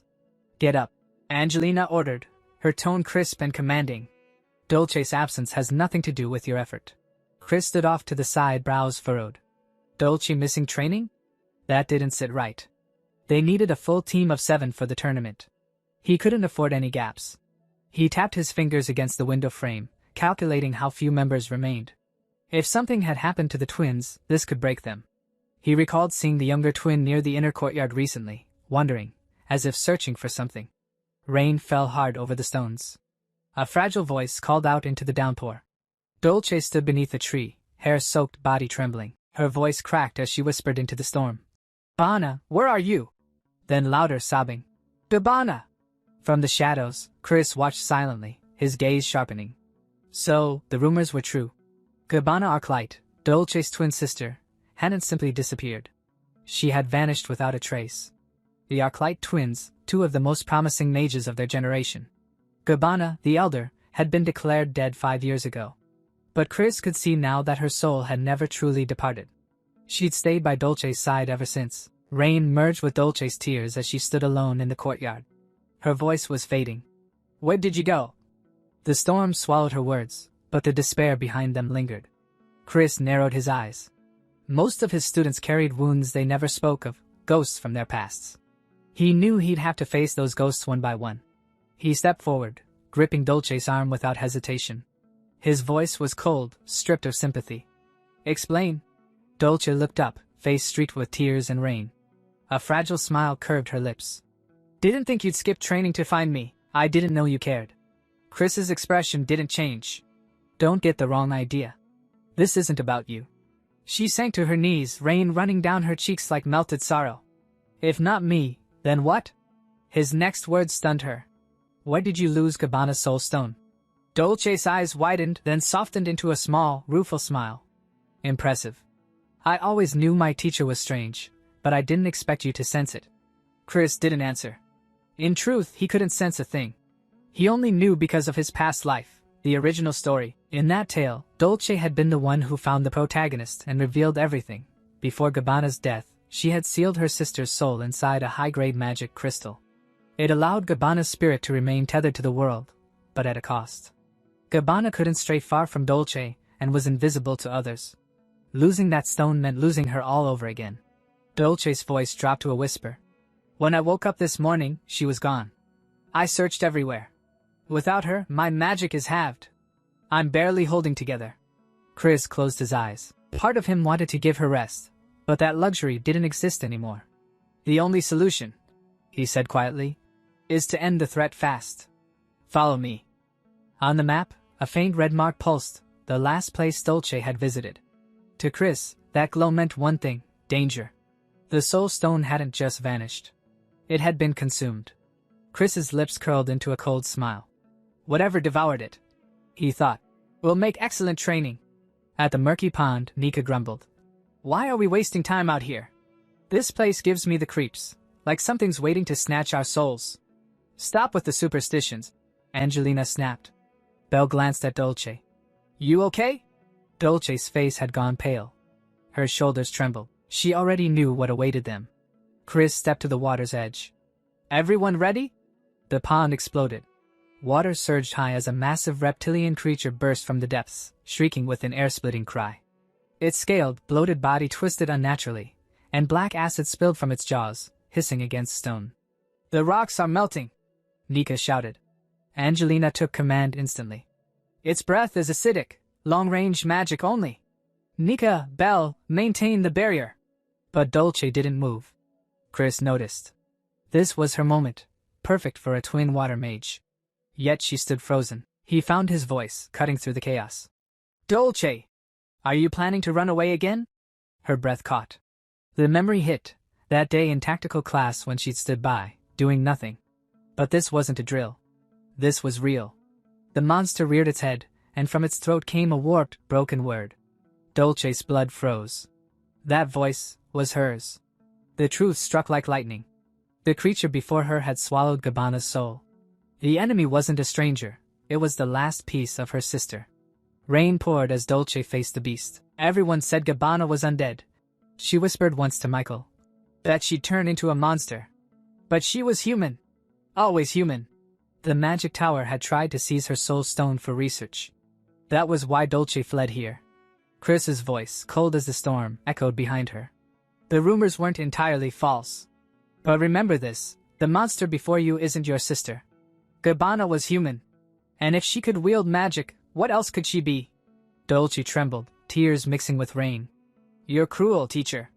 I always wanted to hear those words, but did you have to say them now? Water spiraled around her. She stepped forward, eyes blazing. I'm sorry for dragging you all into this. But I'll repay you. With a wave of her hand, a torrent of water roared forward, blasting the beast apart. Chris watched the creature crumble. No doubt, he said. The match is ours. The next morning, sunlight streamed through the window. Chris lounged on the couch, remarking that the monster hunt had probably boosted their chances in the tournament. The students had struggled, but they'd brought it down. He noted the creature carried refined magic stones, likely the work of that bandaged man. He'd confiscated the stones, handed them out, and told the students to eat up. Risky, but worth it. Still, he warned them to stay sharp. Na's brothers were manageable, but the second years, especially Rain, were a different story. Rain was a rival, mentor, and headache rolled into one. Just then, a door slammed open. A purple-haired boy stormed in. I'm here to challenge the class that defeated the garden monsters. Who's the strongest? Chris sighed. Speak of the devil. He raised a hand. Quiet, the boy struck a pose. Yes, it is I, the one cloaked in chaos, leader of the new generation. Chris ground his teeth. Brad really needs a lesson in humility. Nika leaned over. Teacher, he's trying to steal our strategies. Want me to throw him out? Someone muttered that Ryan had too much free time. Chris snapped. That's not how you speak to a teacher. Inwardly, though, he smirked. His student clearly outclassed this fool. The boy scoffed. You think you can control me with a finger? He faltered when Chris's eyes glowed red. Chris stepped forward. Respect. Speak properly to your elders. The boy laughed. I don't care about rules. Chris's aura darkened. You call yourself the strongest? Laughable. The boy stiffened, muttering that it was a separate issue. Chris said flatly, whoever masters the character fans will master Rain. You're not worth my time. Leave. The boy growled. Your bluff won't fool my emperor eyes. Chris flicked his cape. Funny. For someone with perfect eyesight, you still wear an eye patch. He activated his system. Super popular guy's cape equipped. Illusion of radiant light. Active halo effect LV.10. MP drain. 100 per second. Bathed in radiant light, Chris stepped forward. Can you even see me now? Blinded, the boy staggered. A flurry of strikes landed before a final flick to the forehead sent him reeling. Stop pretending, Chris said coolly. Go home. Red-faced, the boy gasped. Next time.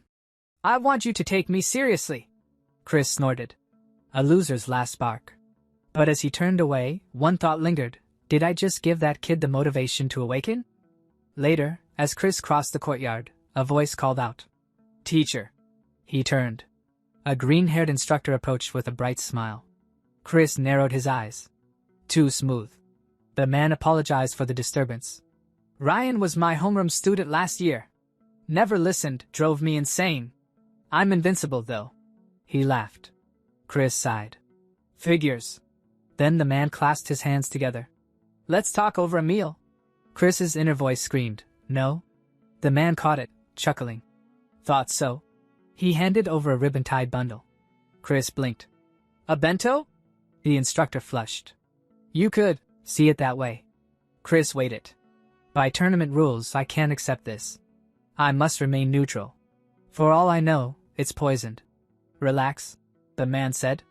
I made it myself. No tricks. Stop talking, Chris ordered. I need to plan for victory. The man softened.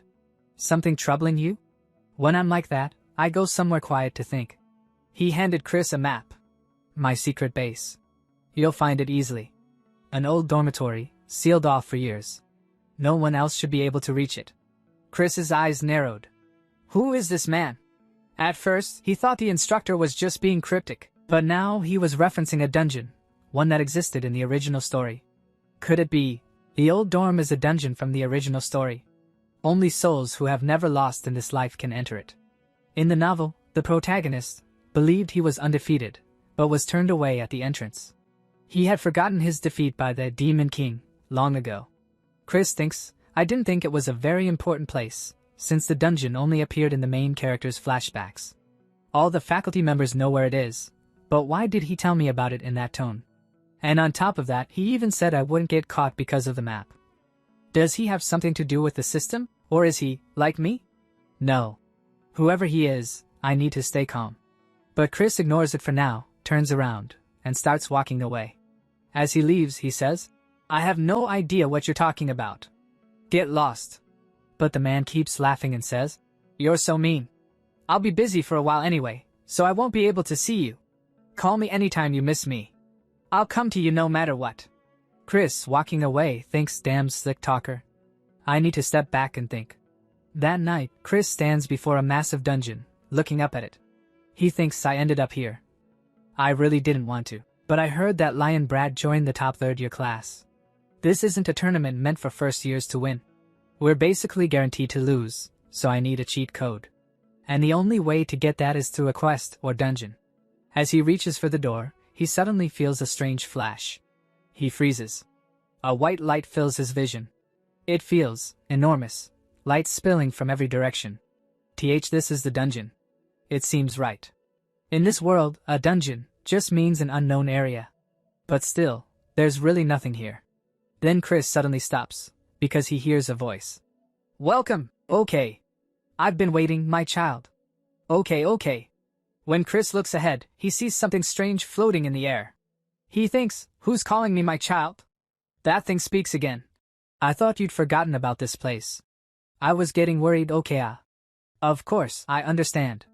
Your memory isn't perfect, after all. Okay. I can finally help you, okay. In front of Chris is a monkey-like creature. It looks like a toy, but it's clearly part of the story. Chris stares and says, That's the monkey keyring? He says to it, Wait. Hold on. Monkey, sir, tell me what's going on first. The monkey replies, Oops, my bad. I'm the Earth Gods, okay. Simply put, I'm your support. Okay. Chris thinks there was a word I couldn't hear. But if it's related to the Earth God, just then, a system notification pops up. Main quest, Earth God's request. Chris glares at the monkey, making it flinch. He thinks, is this thing the reason behind all the problems I've been running into? The monkey trembles and says, Why do you look so scary? See, calm down and hear me out. Okay. This happens all the time in fantasy novels. You know, when you meet the Supreme Being. Okay, Chris says flatly. Get to the point. The monkey says, I'd like to explain everything, but that's impossible. The Earth God is on the receiving end of, okay. But if you fail, then it'll complicate things. Okay, Chris thinks, those words I can't hear. Is it because I'm a human inside this novel and can't handle it? The monkey says, I had to use a loophole just to meet you like this. Okay, I wanted to help you. You weren't given enough abilities, don't you think? If you're in a pickle, I can use to make it happen. Okay, Chris says. So you're saying you'll grant me a wish? The monkey nods. As soon as Chris hears that, his eyes light up. He's overjoyed inside and exclaims, Oh, Earth God, so you are real. Thank you. Then he says, Then magic. Let me use magic. But the monkey says, Except for that, okay. There's nothing I can do about illegal players. Okay. Hearing that, Chris clenches his fists in anger and thinks, illegal, my foot. I never asked for this. But he forces himself to calm down and asks again. Then strength. Raise my strength. The monkey refuses again. That's a little hard too, okay. It's not available in, okay. Chris grows furious. His eyes blaze like a starving tiger's as he glares at the monkey. He says coldly, Are you kidding me right now? Then what? The monkey panics, waving its hands. Stop looking at me like that. Okay, Chris says. Then can you at least give me an item to help with this quest? The monkey thinks for a moment and then says, You mean so your class can win the tournament, okay? You've beaten the minimum number of monsters needed, so it's not impossible. Okay. Chris nods. Then give me something that can be used for the longest possible time. Suddenly, light bursts from the monkey's body. Chris is stunned. This is all just to give me an item, right? He squints as the flash grows too bright to see. He closes his eyes and thinks, it seems like every time characters like these give me something, it ends up twisted somehow. I hope coming here was worth it. Hold on. The monkey said I forgot this place. But it waited, believing I'd come eventually. Chris suddenly asks, do you know Professor Eugene? Who is he? The monkey blinks in surprise. Eugene, a character named Eugene, doesn't appear in the Strongest Demon King Hero Raises Hell, okay. Chris is shocked. Before the monkey can say more, time suddenly skips forward. And Chris finds himself at the tournament. His students are cheering. Professor! Didn't I tell you? I told you we'd win. It's all thanks to you, Professor. Thank you so much. Chris is completely lost. What the hell just happened? Then, the system window appears again. Quest completed. You have received 1 lucky chance as a reward. Quest completed. You have received 1 lucky chance. Quest completed. You have received. Chris grabs his head, mentally screaming, damn it, that little monkey just fast-forwarded straight to class and winning. I knew the system was going to mess it up again. It's seriously giving me goosebumps. Then Michael walks up to him and says, Professor, please accept this. I want to give you this honor. Smiling, he hands Chris the trophy. Chris looks at it and thinks, there's still something off about this. But at least I got the Mana Stone. He grips the trophy tightly and raises it high with energy, thinking, I'll just think of it as a replacement for the missing quest reward. Angelina starts crying. Chris looks at her and says, Don't get too cocky, you brats. Wiping her tears, Angelina stammers, Of course not. We'll keep working hard. Chris thinks, I'm sure the princess played a big part in this, but I have no memory of the entire week. Then Chris suddenly flinches and says to his students, I'm leaving now, you rascals. Michael and the others look shocked. Professor, wait up. Don't you want to savor our win a bit longer? But Chris ignores them and walks straight ahead, thinking, geez, I really get no time to rest. Before he can go far, the system window pops up again, displaying a new quest, Main Quest, Earth G, S Request 2 to 3. Begin the second day of training. Defeat the boss monster with the students. Completion reward, Professor's Grace. If you fail, you'll be dead anyway. Time remaining, 7 days. Chris sighs. Look at this shoddy work. The system's more upset than I thought. It didn't even give me a specific location, but maybe that's better. If I want to find the real Angelina, I have to face the boss monster anyway. The most important thing right now is the quest. The next problem I'll have to deal with is probably squinted eyes. I can't believe Eugene isn't even a character in this story. Could he be someone who was dropped into this world like I was? No. Don't lose focus. The one who kidnapped the real Angelina is the so-called Snow Queen. Just hearing her name might make her sound like a beautiful monster, but she's actually a boss that looks like a giant mosquito who sucks mana out of you. In any case, I should prepare for the boss fight ahead, instead of worrying about someone who isn't here. The scene shifts to the Frost Kingdom. A carriage rolls down the road, and inside that carriage is Chris. A faint smile plays on his face as he thinks, the Duke's carriage is really on a different level. We'll be arriving at the boss fight location soon. I decided to take more than one carriage because there were too many students. But, how did I end up sharing with this kid? Chris is thinking that because Lion is with him. Lion, who's brimming with energy, looks around and shouts, Prof! My Emperor's eye is tingling. This fight's gonna be lit, I can feel it. Lion's bluster visibly annoys Michael and Angelina, but both of them force themselves to stay calm. Chris remembers how Lion had begged him, practically on his knees, to let him join their squad, and Chris had, despite himself, agreed. He thinks, I don't know if he lost his mind after losing the tournament, but he kept begging to join Class X, so I finally told him he could participate in the boss fight with us. Be quiet. Well, at least he has some skill. And since I got the Eye of Flame, entering the dungeon should be no problem. Angelina speaks up. Professor, everything will be okay if we just follow the plan, right? Chris looks at Angelina and thinks she probably has the most on her mind right now. He answers, as long as no one does anything foolish. Michael reassures Angelina. Don't worry, Angelina. The professor said everything will be fine. And we're all going to do our best. Chris lets out a small laugh as he watches Angelina and thinks, if it weren't for Angelina's true identity, I'd be impressed with the harem romance situation going on right now. Lion pipes up again. This Kyo has some serious riz. Hey prof, maybe we should give them some space. Chris mutters, geez. That's not even a girl. After a while they arrive at the kingdom's gate. Chris announces, we're here. He explains, this is the Kingdom of Frost. This is the dungeon where the Snow Queen resides. It's been a long time since anyone attempted to clear it. In the strongest Demon King hero raises hell, the protagonist discovers this place while fighting the Demon King's army. It was a complete mess for him because he had to deal with both the Demon King's army and the Snow Queen.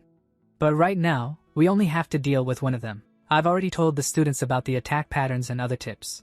Even if it's difficult, knowing how to fight a boss makes it easier to clear. I trust all of you. He raises the red stone, which emits a bright flash. The system notifies him. The Snow Queen invites you to the realm of the shards of the false mirror. The quest's difficulty may change depending on the situation. You are a professor. Please finish this class safely. At that moment, Chris notices a huge white mosquito approaching. He becomes alert and thinks, seeing it in person is pretty scary, but there's no time to be nervous. We have to attack before it can make a move. He calls out, everyone, prepare for battle. But when he looks back, he's shocked. They're not responding. Why aren't they answering? Chris realizes all the students are in terrible pain, clutching their heads and thinking of their parents. They're paralyzed. It's some kind of psychic assault. Chris is hit hard by it and swears, damn, everyone's out of it. The mirror world or whatever was a psychic attack. What do I do? It doesn't work on me, but there's no way I can fight it myself. If I want to overcome this, I need someone who can use magic. If it's someone who can't be affected by a monster's psychic attack, then, sorry, pigtails. I need to borrow this. Chris pulls out the soul stone of Dolce's sister, Gabbana, and the spirit of Gabbana awakens. It worked, he thinks, because Gabbana's spirit is now standing before him. There you are, Gabbana. Sorry for introducing myself like this, though. Gabbana, you specialize in electric magic, right? Gabbana answers yes. Chris scans the students and thinks, out of everyone here, the one who needs to wake up most, and the one who can handle a single electric blast. He points to Belle and tells Gabbana, I need you to wake someone up with a jolt, starting with her. He reflects on how the world of the strongest Demon King hero raises hell works. The more affectionate, kind, and vulnerable someone seems, the more cautious you should be. There's a reason Belle isn't good at offensive magic. Gabbana unleashes her electric attack on Belle, which snaps Belle awake. Belle blinks and sees her professor standing before her.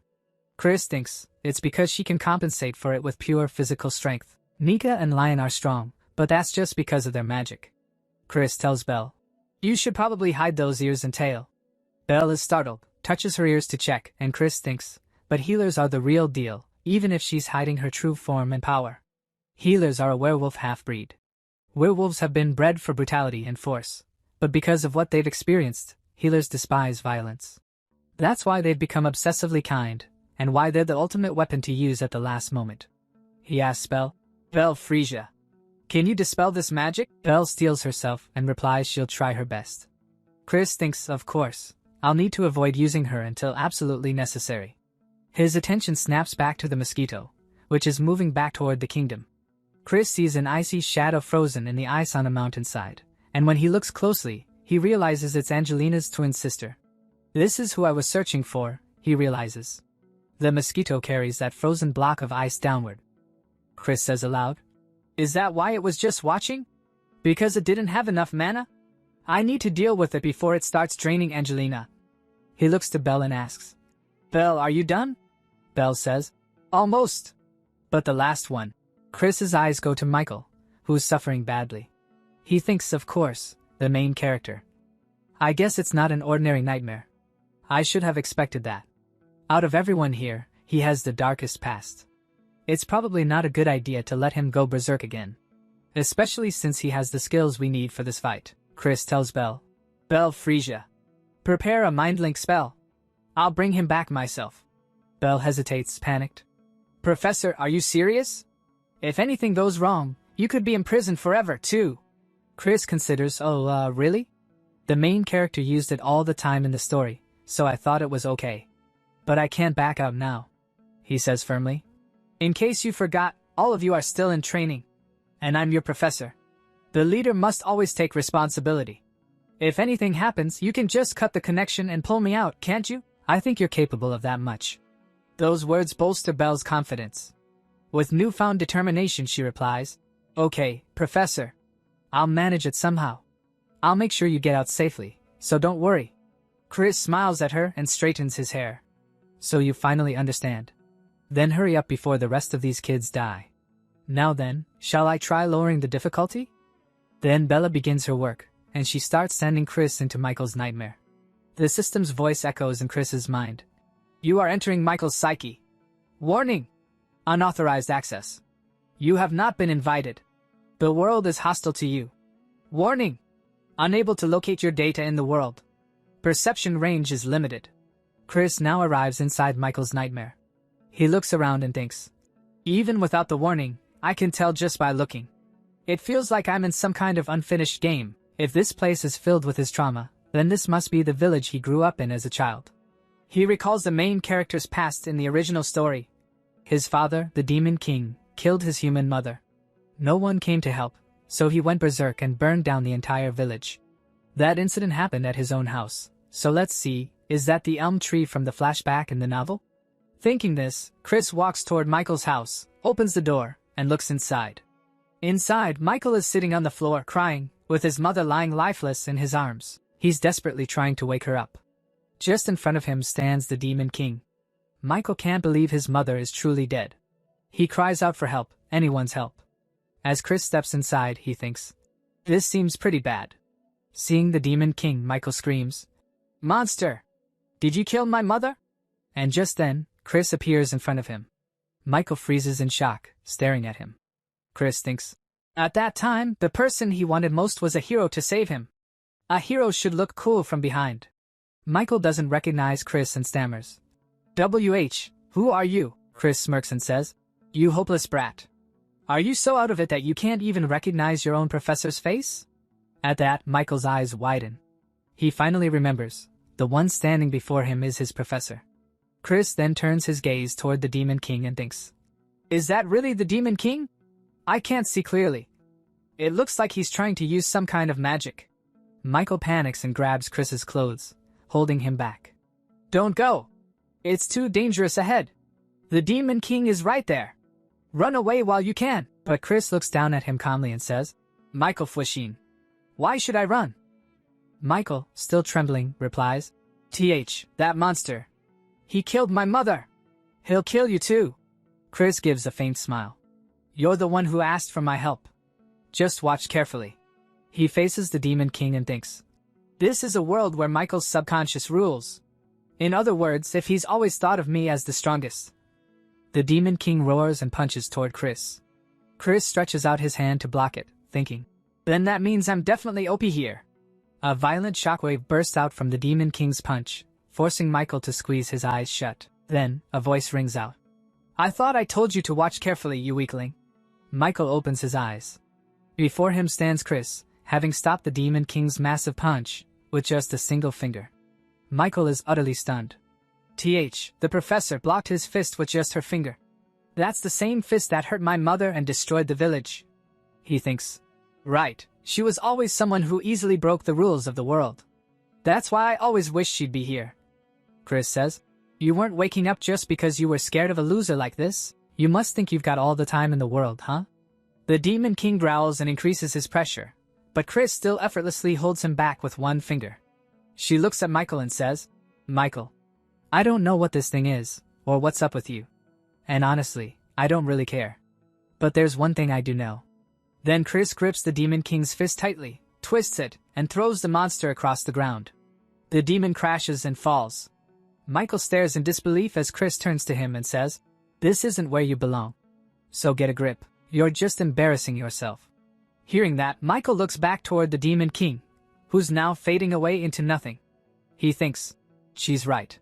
I've grown since this moment. I don't have time to waste trapped in childhood memories. I need to learn from my professor and get better. But, then he says softly, Professor, do you even need someone like me? Chris hears him and thinks, I can't even handle psychic attacks. Is it worth it for her to spend so much effort on me when I can't even control my power? Michael continues, You came after me this time because you're a kind person, but... Chris interrupts him with a laugh. A kind person? You're funny. She flicks her finger lightly against his forehead and says, You're one of my students. Her words strike deep into Michael's heart. He thinks, Yes, that's right. As long as I'm her student, she'll accept me and guide me. That's enough. Let's go back. Outside, Bella is trying to wake both Chris and Michael. Professor! Michael! Are you okay? Chris stirs awake, opening her eyes. Michael wakes up moments later. Chris looks at him and says, What do you think you're doing, Michael? You're up now, so it's time to train. Hearing that, Michael's determination reignites. Yes, he says. Now all the students are fighting together against the giant white mosquito. Angelina and Dolce launch their attacks in sync, but the mosquito retaliates fiercely, knocking them both down. Angelina grits her teeth and thinks, Damn, we're the same element, so I'm just wasting my mana. But if I can just hold out a little longer, I can save Angelina. Just then, she sees someone approach. It's Michael. He apologizes to his teammates for being late, then prepares his fire magic. He thinks, I won't be shackled by the past so easily from now on. He unleashes his fire magic at the massive mosquito, setting it ablaze. I'm going to be a student who doesn't disappoint my professor. A huge explosion follows, and the mosquito is finally destroyed. Chris watches all of this carefully, a small smile appearing on her face. She thinks, I think I might have just gotten more involved. Is it because I'm too good at role-playing? Then, the system chimes in. Quest completed. You have received Professor's Grace as a reward. After rescuing Angelina, everyone leaves the Frost Kingdom and heads back toward their academy, traveling by horse carriage. Inside the carriage, Michael is fast asleep, and beside him lies Lion, both of them snoring loudly, which starts to irritate Chris. Chris thinks to himself, Look at them, sleeping like babies. Lion didn't even do anything and now he's snoring. Thanks to the main character's sudden heroics, the real Angelina was safely rescued. Thankfully, she was still breathing, so I fed her the remaining mana stone, and sent them both to House Seraph. He sighs and continues thinking. Well, now that the quest is complete, let's check my reward. What the heck is Professor's Grace? Just then, a sheet of paper drops out of the reward notification. Chris picks it up and sees that it's covered with cute flower patterns. He blinks and mutters, What did it just spit out? Are these reward stickers? Geez, what am I? A kindergarten teacher? What am I supposed to do with these? Then he notices some small text on the back and reads, Huh! There are instructions on the back. Actually, they're more useful than I thought. Now the question is, how should I use them? But before he can think further, the carriage suddenly shakes violently. A strong gust of wind blows through, startling Chris. Michael and Lion both jolt awake. Lion rubs his eyes and says, What in the world was that? Chris looks upward and immediately realizes what it is. That sound, it's from a monster. Michael yells, Are we under attack? Professor. Lion. Are you okay? Lion grins and says, Never been better. It seems the Dark Horde has followed me all the way here, probably jealous of my strength. Michael rolls his eyes. Okay, so you're fine, Chris thinks dryly. What a brat. If he wants to keep his act up, he needs to stay calm and cool like me. Then Michael turns to him, serious now. What should we do, Professor? Should we run? Or should we fight back? Chris notices the fire in his eyes and thinks, What the? I know he's always been obedient, but after that boss fight, his trust in me is on a whole new level. He sighs inwardly. He really shouldn't be so eager to follow Chris, though. Anyway, I have a hunch who's after us. So, how about I take a gamble? He straightens up and commands, Both of you, keep your eyes closed until I say otherwise. As soon as Chris gives the order, both Michael and Lion obediently close their eyes. Chris nods. Good job. Then the system chimes in. Professor's Grace is now in effect. Chris smirks slightly, thinking, Item usage conditions. When students listen well, compliment them and give them stickers. This isn't exactly the best timing for compliments, but, he says aloud, Well done. waiting until your opponent's mana is almost depleted. I can't help but admire your cowardice. Then he groans mentally. Have you ever heard of sarcasm, you damn system? Suddenly, a cold voice echoes from outside. But your tricks won't work as long as we don't make eye contact. It's amazing how you've managed to maintain your position with such pathetic abilities. A figure lands on top of the moving carriage, a monster crouched beneath a cloaked, bandage-wrapped man. The man smirks. Dame Chris, don't you think you're being a bit too harsh on me? We haven't seen each other in so long. You're hurting my feelings. Chris narrows her eyes and thinks. Originally, we should have met her inside the dungeon. It looks like the Demon King has been watching us, she replies coldly. What about the other carriage? The bandaged man chuckles. My little pets are playing with them. It seems everyone I have business with is gathered in one place. Chris curses inwardly. Damn it. This is going to turn into a full-blown battle. The man laughs softly. Don't be too afraid. I'm not here to slaughter you today. Chris analyzes the situation.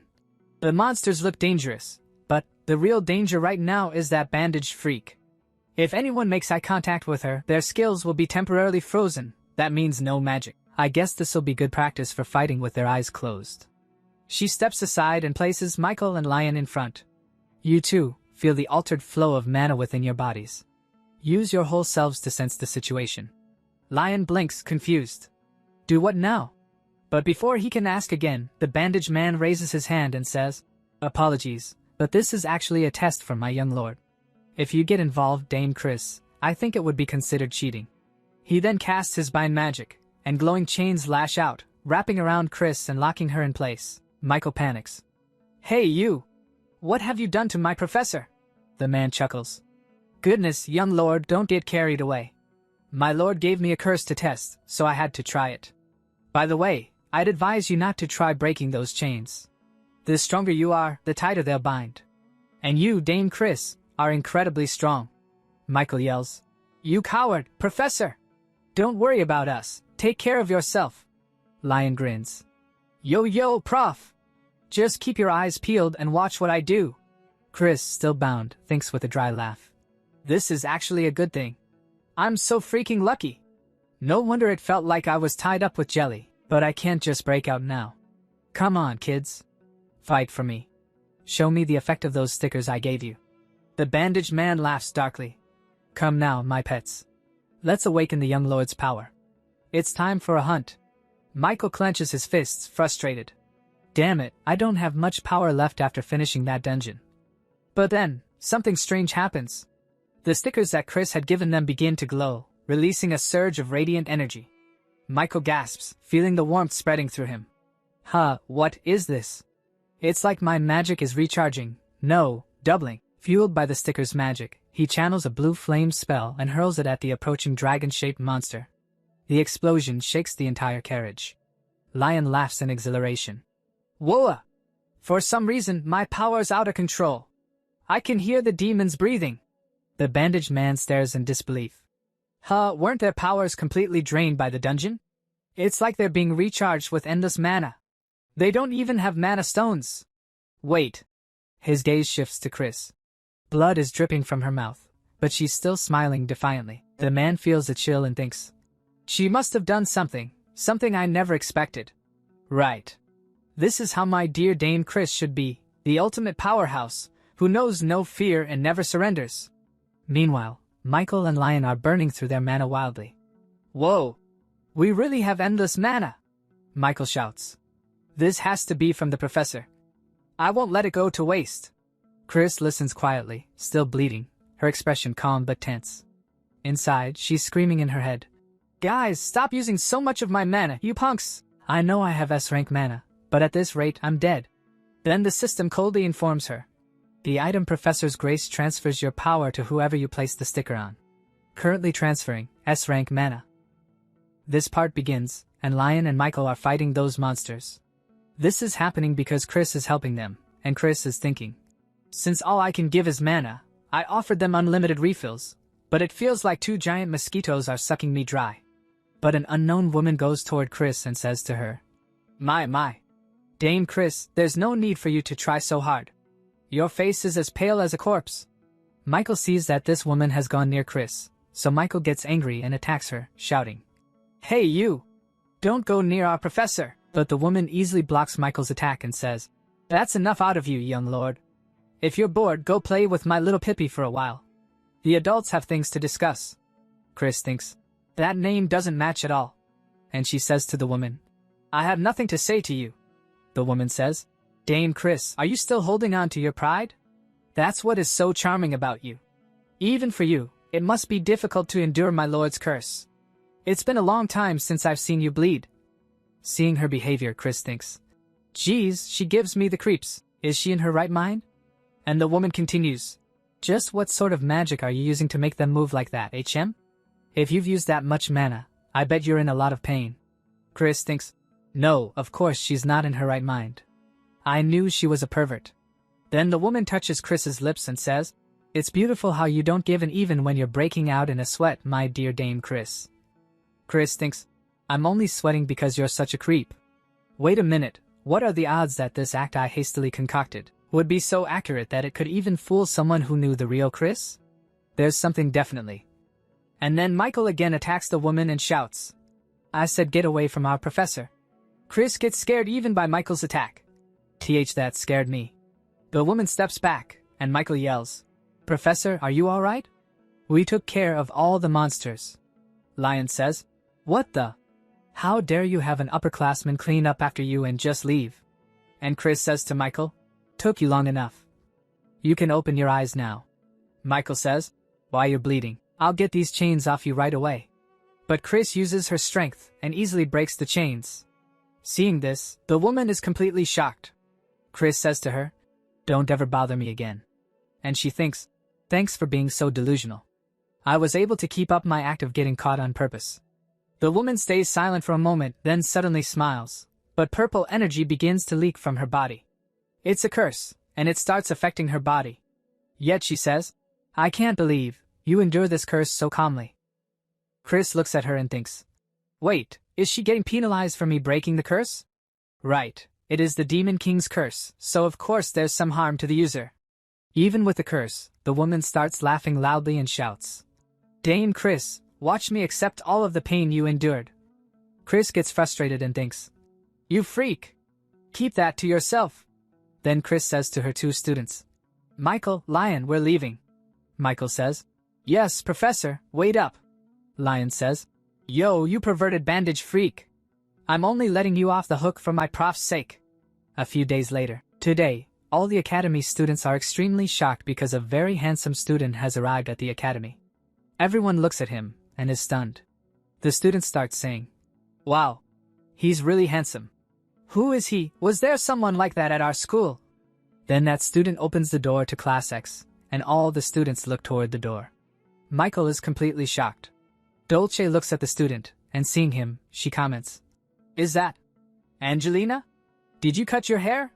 And you got so tall. And this is Angelina, or rather, Andante. He looks at his friends and says, Hey guys, Dolce says, I heard the gist of what happened, but I guess he really is a man. Michael says, What? Am I the only one who didn't know?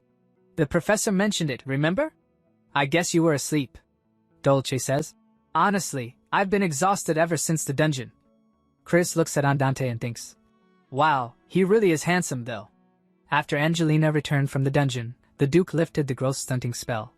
Once the real Angelina recovers, she'll come to the academy, and for now, the princess has gone back to being Andante. Seeing it in real life feels different than reading about it.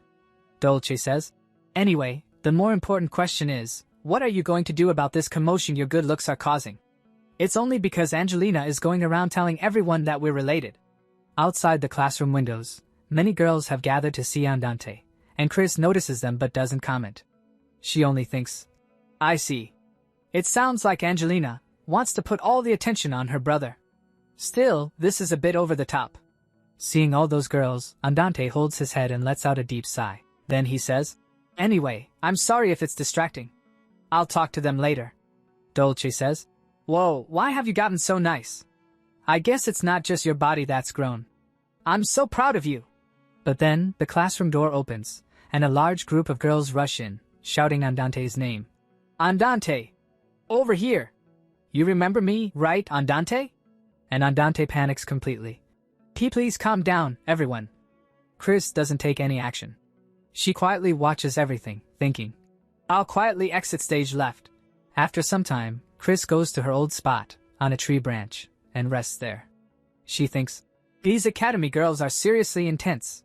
I can still hear them screaming, so that means he's probably running away. Then Andante arrives there, having escaped from all the girls. He's panting and says, they won't come all the way here, will they? Seeing him, Chris thinks, damn, this is supposed to be my secret spot. He must have come here on purpose. He knows the students are afraid of me. Andante says, it's quiet here. Well, honestly, it's always calm when you're around. This will all be over soon. They'll all leave once they realize they have no chance. Even though I'm an illegitimate child, I'm still the Duke's son. Chris listens and thinks, right, he would be the easiest connection to the Seraph family. Andante says, unfortunately, my father doesn't pay any attention to me. Then he turns around, looks at Chris and says, but I made it clear to my father that you saved my sister. Thank you, Professor. I can't tell you that enough. Chris says, Andante Seraph. You didn't use stealth magic even when you were being chased. Andante is surprised, Chris thinks. Is it because he doesn't want to hide himself anymore? Then she says, it doesn't matter. You can enjoy being Andante all you want. You've always had a high opinion of yourself. Hearing this, Andante smiles and says, Professor, do you mind if I come here occasionally? But Chris says, you're starting to annoy me. Get lost. Then Chris narrates. Just as the freshman's first vacation was approaching, and the academy and the system seemed calm, an incident broke out. I thought if I ever used a sword, it'd be against a strong enemy. I never imagined it'd be a human. Professor 10 killed someone. And someone I know. The incident began on a day like any other. After class had ended, Chris had forgotten something, and she was going to get it. She says, damn. I left my book in the classroom. An illustrated guide to magic for kids. I only started reading it because I was getting bored doing nothing during self-guided study time. I'd be screwed if anyone found out. Then she reaches the classroom, and as soon as she opens the door and enters, she sees a bunch of letters. She says, luckily, it's late and no one's around. She walks forward and picks up one of the letters. It got so full, it exploded. Oh, the joys of youth. Geez, these girls, he asked them to stop, so they should back off a bit. But then black-colored dust starts rising from the letter and enters Chris's nose, and because of that she sneezes. She thinks, what's with the dust? Is there pollution even in a fantasy world like this? Anyway, now that the love letters are back in order, I should get out of here before someone shows up. My nose still itches. The next day, Chris is heading toward her class, yawning, and she thinks, another uneventful day. I haven't even got a quest in a while. It's nice to get a bit of a break though. But when Chris opens her classroom door, she gets a huge shock. Standing right in front of her is someone who looks exactly like her. Seeing that, Chris is completely shocked. Michael and Andante also see Chris and are equally shocked, and Michael says, huh, there are two professors. Andante says, what's going on? Chris looks at that woman and thinks, is that the real Chris? No, calm down. I'm definitely the real Chris. Then the dot on the map. I knew it, it's red. And there's no name. It's the same thing that happened with the lizard monster. So that means, it's a monster taking on a human form. Better known as a doppelganger. In this world, there are many types of doppelganger monsters. From those that simply mimic appearances, to those that devour people and absorb their memories and personalities. I don't know what kind this one is, but I have to let the kids know it's a fake. But the fake Chris suddenly says, what a joke. Look at this monster trying to imitate me. How ridiculous. Chris gets angry, because that's her line. Nika says, so, it's a monster. I never thought a doppelganger monster would end up here. Dolce says, I don't get why it would copy our professor though. I wouldn't have done that if it were me. Chris thinks, you punks, I can't believe you're just believing it. I need to do something quick. She steps forward and says to students, you good for nothings, no matter how dumb you all are, I thought you'd be able to tell the difference between a monster and a human. But I guess not. Then Chris tells the students, this is the last test of the semester. Choose the real one. Those who don't answer correctly will not return next semester. And the system gives Chris a new main quest, Earth Gods Request 2-4. They say that if you meet a doppelganger, one version of you dies. Take care of it before the process is completed. Completion reward, short-haired doll. If failed, lose your spot to that imposter. Time remaining 3 hours. Chris says, first, close and block the front and back doors. She thinks, we need to make sure Andante's fans don't find out and spread rumors. Sorry kids, if I could use magic, I'd reveal the truth right away, but it looks like you'll have to do some of the work that I can't. Michael says, how dare you do this to our professor? I'll kill you. Dark energy bursts out from Michael's body, and Chris gets nervous. She thinks, you don't mean me, right? A little later, class discussion begins. Nika says, no one noticed anything off until B came in. Don't you think that's because A is the real one? Explanation appears. Group A, the real Chris is the one who was in the classroom from the beginning. Group B, the real Chris is the one who came in later. Michael says, it's so obvious that A is the monster and B is our professor. What in the world is making you think our professor is that monster? Andante looks at both Chris's and says, I kind of agree with him. I don't know why, but A seems a bit awkward, and B seems completely uninterested in us. Isn't that how our professor usually is? Michael and Nika start fighting about which one is real. Dolce smiles watching them and says, instead of arguing amongst ourselves, why don't we just ask them? We can ask questions that only the real one can answer. I'm sure you've all been curious about our professor, right? Why don't we use this opportunity to get a little info? Dolce thinks, I think Michael will have some especially fun questions. Nika likes the idea and agrees. He says, okay then, excuse me, Professor A. What do you think about us students? The fake Chris thinks a bit, then answers, there's no reason for me to dislike you. You're just you. Hearing that, Chris is shocked and curses inside. WH what? You bastard! It's imitating me pretty well. She thinks, it looks like the dust I inhaled yesterday was mimic spores. The quest window said to deal with it before it was completed. Mimic spores usually split in two. One half enters a human body and drains their mana, and the other half uses that mana to grow into a mushroom that mimics humans.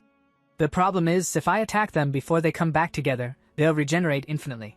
If I'd known I'd have to break character like this, I would have just killed them all before. Just like Michael did, in the original story, Nika says. I knew our professor was just pretending to not care about us. The fake Chris says, think whatever you want. Chris thinks, damn. It's totally copying me by being tough but caring. Michael looks at Chris and says, what about you, Professor B? Chris says, it's not worth answering. Michael says, I see. Then I'll ask the next question. Professor, there's a place I'd like to go with you. Do you have any plans for the break? Chris is stunned. She thinks, what the heck is up with these questions? The fake Chris answers, I don't.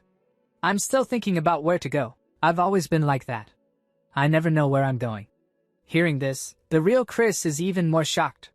She thinks, hold on, this thing isn't just copying my character. It's saying stuff that I feel deep down. Not as Chris, but as my true self. The fake Chris continues, there are times when I question what I'm doing. Chris thinks, this is so embarrassing. It's hard to hear my true feelings being said by someone else. The fake Chris says, at times like this, I wish you were here. Chris's eyes widen. What? What does that mean? I've never really relied on anyone, so who is it talking about? Even when I lived in Korea, I mostly handled things on my own. Are these just my doppelganger's thoughts? Is it a mistake? But something feels off. Like when I met that monkey. The fake Chris says, I wish you'd guide me like you always did. And right then, Eugene enters, smashing the door open. He says, geez, how'd this break? Sorry about that. I knocked, but there was no answer, so I just gave it a slight push. Then he looks at Chris and smiles. It's been a while, Miss Chris. And, who do we have here? Eugene enters the class, and he sees two Chris standing in front of him, and one of them is a fake Chris. But when Chris sees Eugene, she becomes completely shocked, and she is thinking, what the? This is very strange timing. It's almost like something is telling me that I shouldn't listen to this doppelganger anymore. Or do I just feel like this because the one who showed up was that guy? And Eugene, glaring, says, I just came to tell you that you can end class early today. But it seems you're having a training session with a fake Miss Chris. And as soon as the fake Chris hears this, she starts panicking. Sweat begins to fall from her face. And then she gets up from the chair and starts running outside the class. Chris sees this and becomes shocked, and she quickly stands up and starts thinking. Is she running away because she feels threatened? I have to go after her. And now Chris starts going after that fake Chris. She runs quickly past Eugene, and she thinks, things will get complicated if someone else kills her. And Chris equips the monkey keyring, about which the system says, you have equipped monkey keyring. Your agility is increased by 1 rank while wearing it. F to snail, E to bigger snail. And while chasing the fake Chris, she tells her to stop, and the fake Chris stops and turns back to Chris and says, what incredible mana. Only a day has passed and I've already gathered this much. Chris says, why you little? Fake Chris says, humph, you might think I'm nothing right now, but soon that will change.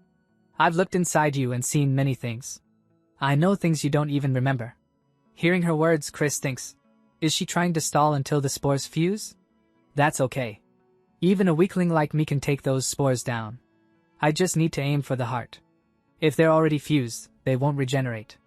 And her hand goes toward her sword, and she grips it tightly. And fake Chris continues, I feel bad for that one as well, to have done all that, and you still won't remember. And before she can say anything more, Chris slashes with her sword and kills that fake Chris on the spot. Only her scream is heard, and the fake Chris falls to the ground. Hearing her scream, the students come out to see what is happening outside. And then the system says to Chris, quest completed. You have received short-haired doll as a reward. Short-haired doll can replace a person. Use it wisely. And the students see that Chris has killed someone, and they start murmuring, Professor .10 killed someone. And then that fake Chris's body starts disappearing, and seeing this, the students say, huh, she's disappearing. And Chris thinks, that's what will probably happen to me if my act gets found out. What is this, some kind of warning? Anyway, that little weakling sure talked a lot. For now, I should just slip away while everyone's figuring out the situation. I didn't kill anyone. Not yet. A little while later, in another place, another professor says to Eugene, oh dear, I think it would be better to put up a new one. Even if you did feel a monster's energy, why were you in such a hurry that you broke down the door? Professor Chris was in there anyway. So Eugene laughs and says, haha, I'm sorry. I just got carried away. And that professor says, so the rumor about you asking her out on a date was true, I guess. Do you really like her that much? She has her charms, but she's not exactly the ideal woman, you know. And as soon as Eugene hears this, he becomes angry, and he says to the professor, oh, so you always thought she was charming too, huh? I never knew. Seeing Eugene's angry face, the professor becomes nervous and says, WH, what are you talking about? You know that I celebrated my 15th anniversary with my wife yesterday. And then Eugene's angry face turns into a joking face, and he laughs saying, haha, I know. I'm the one who recommended the restaurant you went to. Don't worry, it was just a joke. Miss Chris isn't easy to figure out. No one really knows much about her, but the professor says, you talk like you know something. Do you have some secret history with her? Hearing that, Eugene becomes silent for a moment, then smiles and says, of course not.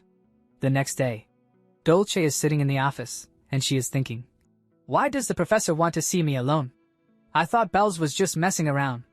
Belle had said, Dolce, the professor wants to see you in her office. And then Chris enters the office, and Dolce looks at her, and Chris comes forward and sits on the chair. Dolce asks her, Professor, why did you want to see me? I reported the incident with the monster to the principal yesterday. But Chris doesn't answer. Instead, she starts giving her the doll that the system gave her.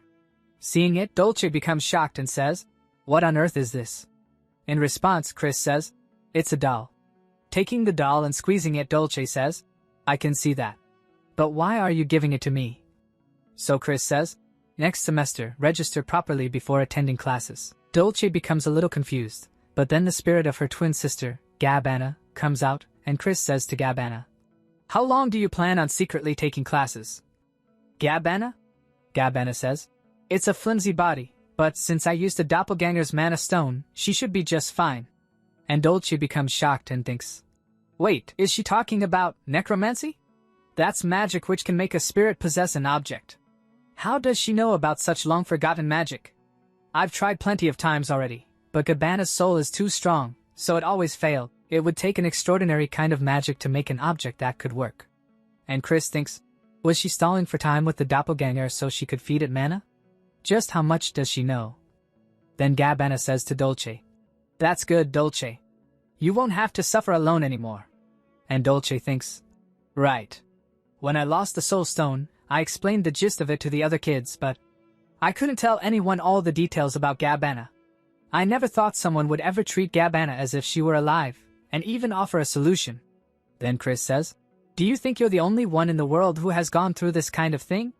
Get rid of those arrogant thoughts. But Dolce thinks, has the professor gone through something similar? She must have studied this magic because there was someone she wanted to get back to. I'll really never be able to beat her. And Chris says, aren't you going to take it? So Dolce says, I will, because I don't want to hear you calling me arrogant. Then Chris stands up and starts leaving, but while leaving she says, whatever. Figure it out before the next semester starts. After Chris leaves, Dolce says, phew, how cold. But, thank you, Professor. On the other side, Chris comes out of the office, and she is calm, but inside she is saying, honestly, even though it was a one-time use item, I could have used it as a shield. I agonized over whether to give it to her or not. But Gabbana is a member of Class X, and in the long run, it'll be beneficial for me. But seeing how emotional Pigtails was, I feel a little bad. Oh well. With her talent, she'll probably figure it out before the vacation is over. Anyway, what should I do with my time off? But as soon as she moves forward, someone appears in front of her, and the first thing that person does is scold Chris, because of which Chris becomes completely shocked. In front of her stands a small-looking girl, and in an angry voice she says to Chris, you rascal. I'm the principal, and you make me come all the way here myself?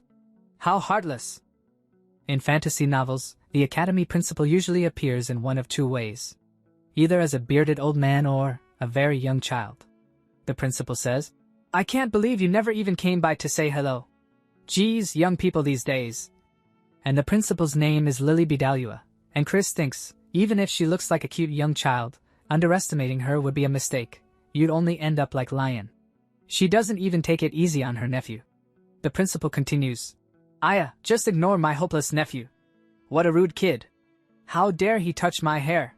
Chris asks, what do you want? So the principal says, you know how to dance, don't you? Chris thinks, what? Huh. Not at all. Then the principal gives Chris an invitation letter and says, the Holy Emperor's birthday banquet is coming up. I want you to help make the preparations. Then Chris's system activates. Earth God's request. 2 to 5. The principal is giving you in Class X an invitation to the Holy Emperor's birthday banquet. Get through the banquet with Michael without a hitch. Completion reward, Ring of Reflection. If fail, dance with skeletons. Time remaining, 15 days. Chris thinks, they're going through all this trouble to give me this quest, just because I didn't go see the principal. But it's not all bad. I should start to work on earning the Emperor's trust. The Grand Temple is located within the Divine Kingdom, a small nation ruled by the Holy Emperor. Security is extremely tight, and civilians aren't allowed access to the temple unless they have a special reason. The principal continues, I'm giving you a rare opportunity. This banquet is especially significant. I heard the Emperor is unveiling a remarkable relic this time. Sometime later, Chris tells Nick everything the principal said, and hearing it, Nick gets excited. He says, are you serious? I've only heard rumors about the 5 holy relics of the Great Temple, but now I can see them with my own eyes. And this is all thanks to the principal. Chris thinks, I was wondering where the principal's pet was. And he says, don't take that old geezer's word for it. What exactly does he want? Nothing much. He just wants to see Michael and the professor who has gained his loyalty. He probably just wants to introduce himself, and the principal had said, by the way, take my worthless nephew with you. That's your punishment for not coming by to see me. And Chris thinks, is she sending Lion to keep an eye on me? How annoying, then Nick asks. What about me? I'm going too, right? Chris sighs deeply. I'd better get a nice reward for this. To Nick, Chris agrees to take him and he says, gosh, don't worry. I'll make sure you're not disappointed. Sometime later, they head toward the Divine Kingdom. Chris sits inside the carriage, thinking, now I understand why our break is now. The kids and I are dying of the heat. The Ice Princess and Pigtails are the ones I need most right now, but they've gone back home. Natasha dragged Nico away too, so these 3 are the ones I'm left with on this journey. They're all hot-headed to begin with. Inside the carriage, Lion is tied up, with Michael beside him, saying, this is probably some training method. And Bella, looking at Lion, asks, are you okay? Then she looks outside the carriage at the Divine Kingdom and gets excited. Wow! Is that the Divine Kingdom? So it's true that the entire country is covered by a dome. Inside the carriage, Chris notices Michael, who looks a bit sad, and she thinks he doesn't look too happy. He must have a lot of resentment for the Holy Emperor. When he lost his mother in the novel, the temple wouldn't even open its doors for him. I don't feel that great about this either. I stopped reading right at the part where the Holy Emperor was about to show his dark side. If I'd known this would happen, I would have read all the way to the end.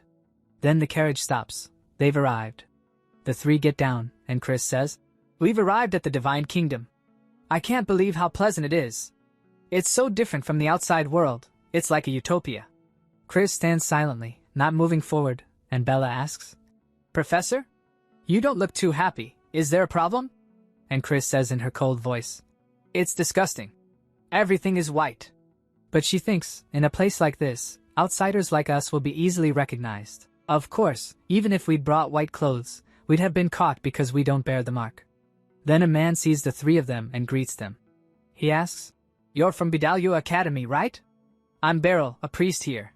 I'll be your guide for today." He shows the mark on his hand and says, "Outsiders don't have the divine mark that is given to people of our city, so you must be accompanied by a priest like me. The place you'll be staying at is right this way. Please follow me." He takes all four inside. Everything is shining, the whole castle is sparkling. He says, "You can rest in your rooms here until the banquet tomorrow. If you need to leave your room, please ring this bell and I will come to assist you." The three are shocked at the beauty, but Chris isn't that impressed. They head to their rooms. Bella is very happy, and even Michael is. This is a place fit for someone like me. But Chris thinks those rascals. But I'm curious too, and when she enters her room, it's extremely luxurious, everything shining. She thinks, this doesn't even compare to that inn. But I have to keep up my act. I bet that Holy Emperor is watching me. The Holy Emperor watches over everything that happens in this city. It's more like a dystopian state than a utopia. Well, since we're meeting for the first time, I'd like to make a good impression. I bet you never thought we'd see each other like this, so I have a present for you. And truly, the Holy Emperor is watching Chris and her students. He sees Chris in her room, showing him the middle finger, and he says, "Ha, just as I heard, she's something special." And Chris stands there, still showing the middle finger. On the other side, the Holy Emperor says, "It's been a long time since someone who knows about my eyes has so openly expressed their displeasure. This is giving me high expectations." Chris. 10. I never heard that name back when the Demon King's army was rampaging across the continent. But there was a young female officer in his army who always wore a black veil over her face. When she appeared, she devastated both allies and enemies alike and caused chaos. I can't tell you how sad I was when she suddenly disappeared. Although, thanks to that, the Demon King's army quickly collapsed. I had hoped she would turn the world upside down once again, but the only news I heard about her was that she had left the army and become a toothless dog. How disappointing. But seeing that look in her eyes now, I feel like maybe I can renew my hopes. Then he smirks, placing his hand on a crystal. "Take this chance, and show me that you have yet to be tamed. Prove to me that you are the black chaos I longed for. This banquet is proving to be more exciting than any we've had before." The next morning, Beryl arrives with a box in his hands. He smiles politely and says, "Good morning, everyone. Ahead of today's banquet, our Holy Emperor has asked me to deliver a gift to Professor. 10. Chris glances at the box and thinks, a gift? Yeah, right.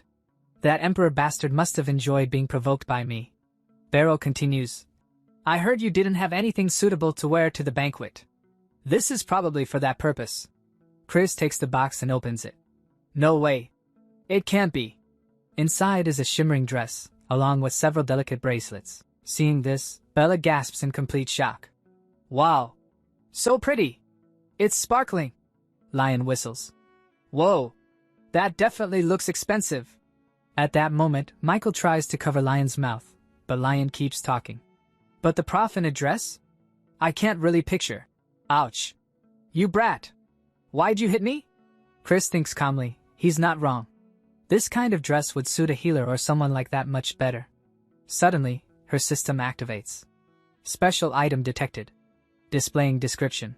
Sacred pure white dress quasi. Holy relic. Effects, when worn, temporarily increases strength +2, defense +1, and fame +10. Chris's eyes widen. What? That's some serious power. The system continues. Item set effect will activate when worn with the Ring of Reflection. Chris clenches her teeth. Do you really want to see me wearing a dress that badly? Just looking at the effects, I know I should suck it up and wear it, but because of the role I'm playing, I can't look too willing. Beryl smiles confidently. Do you like it? I knew you'd be satisfied. Before he can finish, Chris walks forward and throws the gift straight into the toilet. Beryl freezes in horror. Oh my goodness! Why? Chris turns, staring at him with dangerous eyes, her voice cold and sharp. You must think I'm a complete fool. Try giving me something like this again, and I'll snap your wrist. Just then, Robert arrives. That's right, Beryl. A dress like that doesn't suit Chris at all. Beryl stiffens when he sees Robert standing behind him. Robert smiles and says, Come now, Beryl. I told you to just call me Robert when I'm dressed like this. Turning to Chris, Robert adds, This is our first time meeting in person. It's a pleasure, Chris. My name is Robert. I'm a priest of this divine kingdom. Chris narrows her eyes. What do you want? Robert laughs lightly. Haha, you're so cold. At least shake my hand. He then hands Chris another box. There's a small matter I'd like your help with. This banquet will feature an exhibition of holy relics, and many outsiders will be visiting. I've received reports that someone suspicious may be among them. Since you're an outsider yourself, I'd appreciate it if you could find this person. Chris opens the box. Inside is a black dress. Robert continues. So, would you mind wearing attire appropriate for this mission? I assure you, I haven't done anything strange to this one. Chris thinks, so that means he did do something to the other one? Still, since he's asking like this, there's no way I can refuse. A short while later, Chris puts on the black dress and looks at herself in the mirror. It's better than the pure white dress, but I still feel awkward. And why do I have to wear a black veil too? Her system activates again. Disguise dress. Effect. Makes the wearer appear like a noble lady. Temporarily increases fame +5 while worn. Chris walks toward the door, thinking, I just hope the students don't start gossiping after seeing me like this. She opens the door, and finds her students waiting outside. The moment Chris steps out in the black dress, all 3 students freeze, completely stunned. They stare at her beauty, utterly speechless. Chris frowns inwardly. Does it look that strange? Michael steps forward awkwardly. Professor, you look really nice in that. Chris clears her throat. Ahem. Let's just get to work. She thinks softly, my students are so kind, they're even trying to force compliments. As she walks ahead, Bella whispers, Maybe she really was a noblewoman. Lion nods. I thought it was someone else at first. Bella then looks at Michael and teases. What do you think, Michael? Do you want to ask her to dance? Michael goes quiet. Seeing his expression, Lion explodes. Eh? What? How dare you think of our professor like MMPH? Bella hurriedly covers Lion's mouth. Sorry, Michael. I shouldn't have said that. Michael exhales. It's okay. We're here to do a job anyway, so I can't this time. Bella smirks. He's not denying it, and he said this time. The banquet hall is packed with people. The moment Chris enters with her students, she thinks, this place is crowded, and most of these people are nobles. The highlight will be the unveiling of the holy relics. If anything happens, it'll be then. I'll just keep my head down. No one will recognize me, right? Suddenly, a voice calls out. Professor .10? Chris freezes. She recognizes that voice. She turns around. The day before the banquet. Andante's room. Angelina sighs. Andante, stop making that face. You look like you just swallowed a lemon. You should have gone with the professor who saved me. Andante snaps back. What was I supposed to do? Ignore father's summons? Angelina scoffs. Who cares about father? He only understands magic. Andante thinks bitterly, you're only saying that because you're on the same level. Are all geniuses like this? I guess I did a bad job pretending to be her all this time. Angelina hands him an invitation card. Andante looks at it. What's this? It's an invitation to the Holy Emperor's birthday banquet. Why do you have this? Angelina smiles proudly. Maybe you don't know, but I'm pretty famous now. I've been getting invitations from all kinds of people, curious whether I'm really back. Are you still afraid of stepping off the beaten path? Holding the invitation, Andante thinks, why are you worried? You've already done it once. He looks up. Angelina, I'm borrowing one of your horses. Her eyes light up. Have you decided to run away from father? Andante smiles faintly. No. But there's someone I want to see. Back to the present. Chris stares at the person standing in front of her, Andante. Her heart skips a beat. No way. What is the princess doing here? And with that, the video ends here. So guys, that's all for today. If you want to see the next part, make sure to like the video, leave a comment, and don't forget to hit the subscribe button. See you in the next video. Bye.